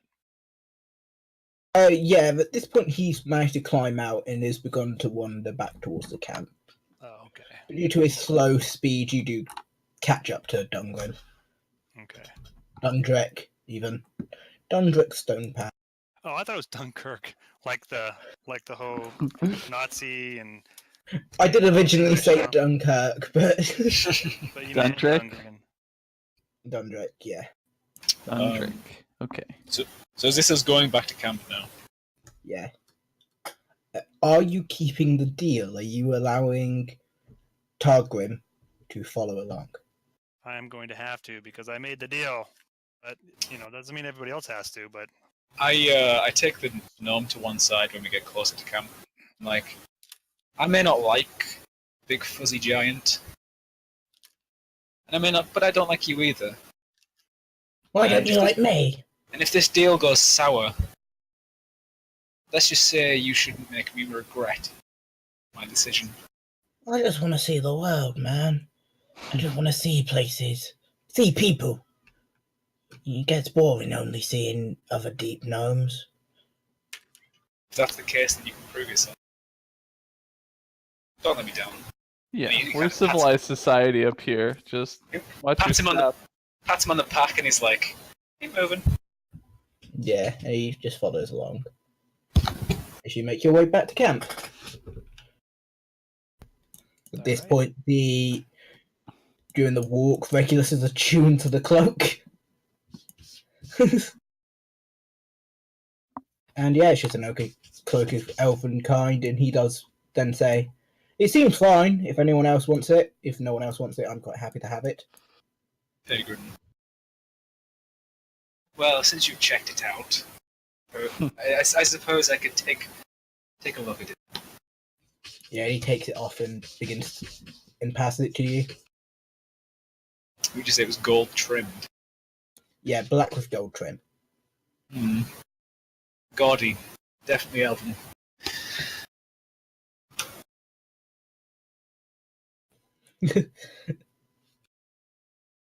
I imagine it's a bit like the Falmor robes from Skyrim. Okay, yeah, I know what they're like. Yeah, he just passes it over to you. All right. I appreciate it, Adrian. No worry, I've got this. This is enough for me. And he just reveals the dagger. Interesting. It's called the sword. But it's not really a sword. It's only a dagger. Dighgrum puts his arm around Hadrian and continues to walk and brings him outside. He's like, "Do tell me more." Yeah. You go figure out what happened, how Hadrian got the sword by watching Song of the Sword on John's Twitch. Take your plug, you bastard, even though you're not here. Shameless hashtag shameless sponsor. Yeah. Shameless sponsor. Huh? And see all the trouble that Hadrian got himself into, which was a lot. But yeah. And I think that's it. I don't know what normally happens when you get back to camp. Oh, normally, if either like the DM will tell you how much experience you got, or you could just tell us later if you don't know now. You know what I mean? You could like post it on the. Oh yeah, Facebook or- everyone got 970 XP. All right, cool. Thank you very much for DMing. Oh yeah, No problem. absolutely. Nobody Very died. That's much. always good. When nobody lost any arms. We're How do you lose an arm? Typhon, who's a paladin, stuck his arm. He stuck his shield arm, but he mentioned not just sticking the shield into a roper's mouth, the entire arm. He said, "I stick my entire arm into the monster's mouth." So then the monster just bit his arm off. I think he rolled an attack or something and rolled a crit or something like that, or maybe it was the other way around where Typhon had to roll a saving throw and rolled a 1 or something. But it was like, all right, arm's getting bit off. Boom. It was not good. Losing limbs is how I handle characters dying on first level. Yeah. Just because I find it much more fun to just take off an arm than make them re-roll a character immediately. Yeah. Yeah. But after that, it takes some effort to die. So Well, right. they can go ahead. Normally, I don't like how easy it can be to bring people back to life at higher levels, so I do like a resurrection ritual to do resurrections. And then, Oh, right. but one of the characters for the current campaign, he's playing a scholar, and his backstory was really good, and so I allowed him the ability to essentially, he can make a potion that can bring people back to life, but they don't come back the same. So they come back as Revenant. No, they come back a bit like They come back as 10/11ths of a person. what's his name from Game of Thrones? Yeah. Oh yeah. The uncle. Yeah, they forget memories and such each time they come back, and the I know wound what you mean. stays and such. So, say if they got stabbed in the eye and that's what killed them, then they're missing an eye, and it just doesn't come The back. guy that summoned that worships the fire god. Yeah. Now, I was originally thinking of the uncle because John's uncle is practically half dead, isn't he? Yeah. Not anymore. Well, yeah. Now he's just dead. Spoilers for anyone that's somehow watching this on Twitch. 'Cause I think this is all being live streamed. Yes. Let's see if we have anyone. I don't think we do. No, I closed the tab too long ago. Did you level up, Joe? No, I got a ways to go. I'm 6 right now, so 7's the next. Oh, I I thought you think- said you were 5. I think Hadrian has leveled up though. Oh my god. He leveled from what, 6 to 7, or was he 5 to 6? I think he's leveled from 3 to 4. Oh gosh, he's only 3. Oh, no wonder. Yeah, it's pretty. That's not as hard to do. Or is he level 4? I think he might be level 4 actually.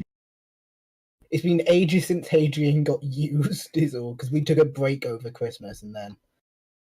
Hey guys, well guess what?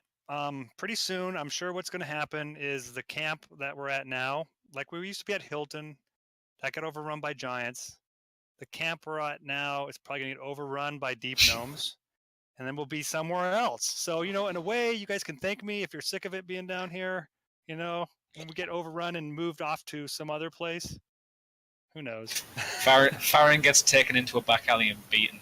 That's right. It's like he's sleeping, and like people come up with towels with soap in them. Yeah, that's what I was thinking. They hold him down and beat the shit out of him. And we just look at you. We look in your eyes and we're like, "Stop being so friendly, for fuck's sake!" You're going to kill us all. Worst case scenario, the actual worst thing that has now occurred is Hadrian's in the camp, and Hadrian's a prankster, Oh, great. and I have lots of pranks. That's not the worst thing at all, for fuck's sake. Patrick Madigan's He's in the camp down too. here, yeah, and he's a pretty nasty guy. Who plays Patrick Martigan? Because I want there to be an interaction between Hadrian and him, just He's, like he's an He's NPC. NPC, so John plays him. So you could talk to John if you want Yeah. to do anything. I'm gonna have John. I'm gonna talk to John about that. Just like, I saw you get your brains eaten, man. What's this? Patrick Madigan's basically the criminal underlord of Hilton. Oh, so definitely someone for Hadrian to become friends with. It could be useful. I know when Hadrian levels up, I'm getting him to take 2 levels in Bard. Yeah. He's quite a flamboyant guy already, and giving him a Bard stuff is fine. Just means I got to have songs ready for whenever I do Bardic Inspiration. Because that's how one of my homebrew rules is Bardic Inspiration and Vicious Mockery, that it's based on what you say.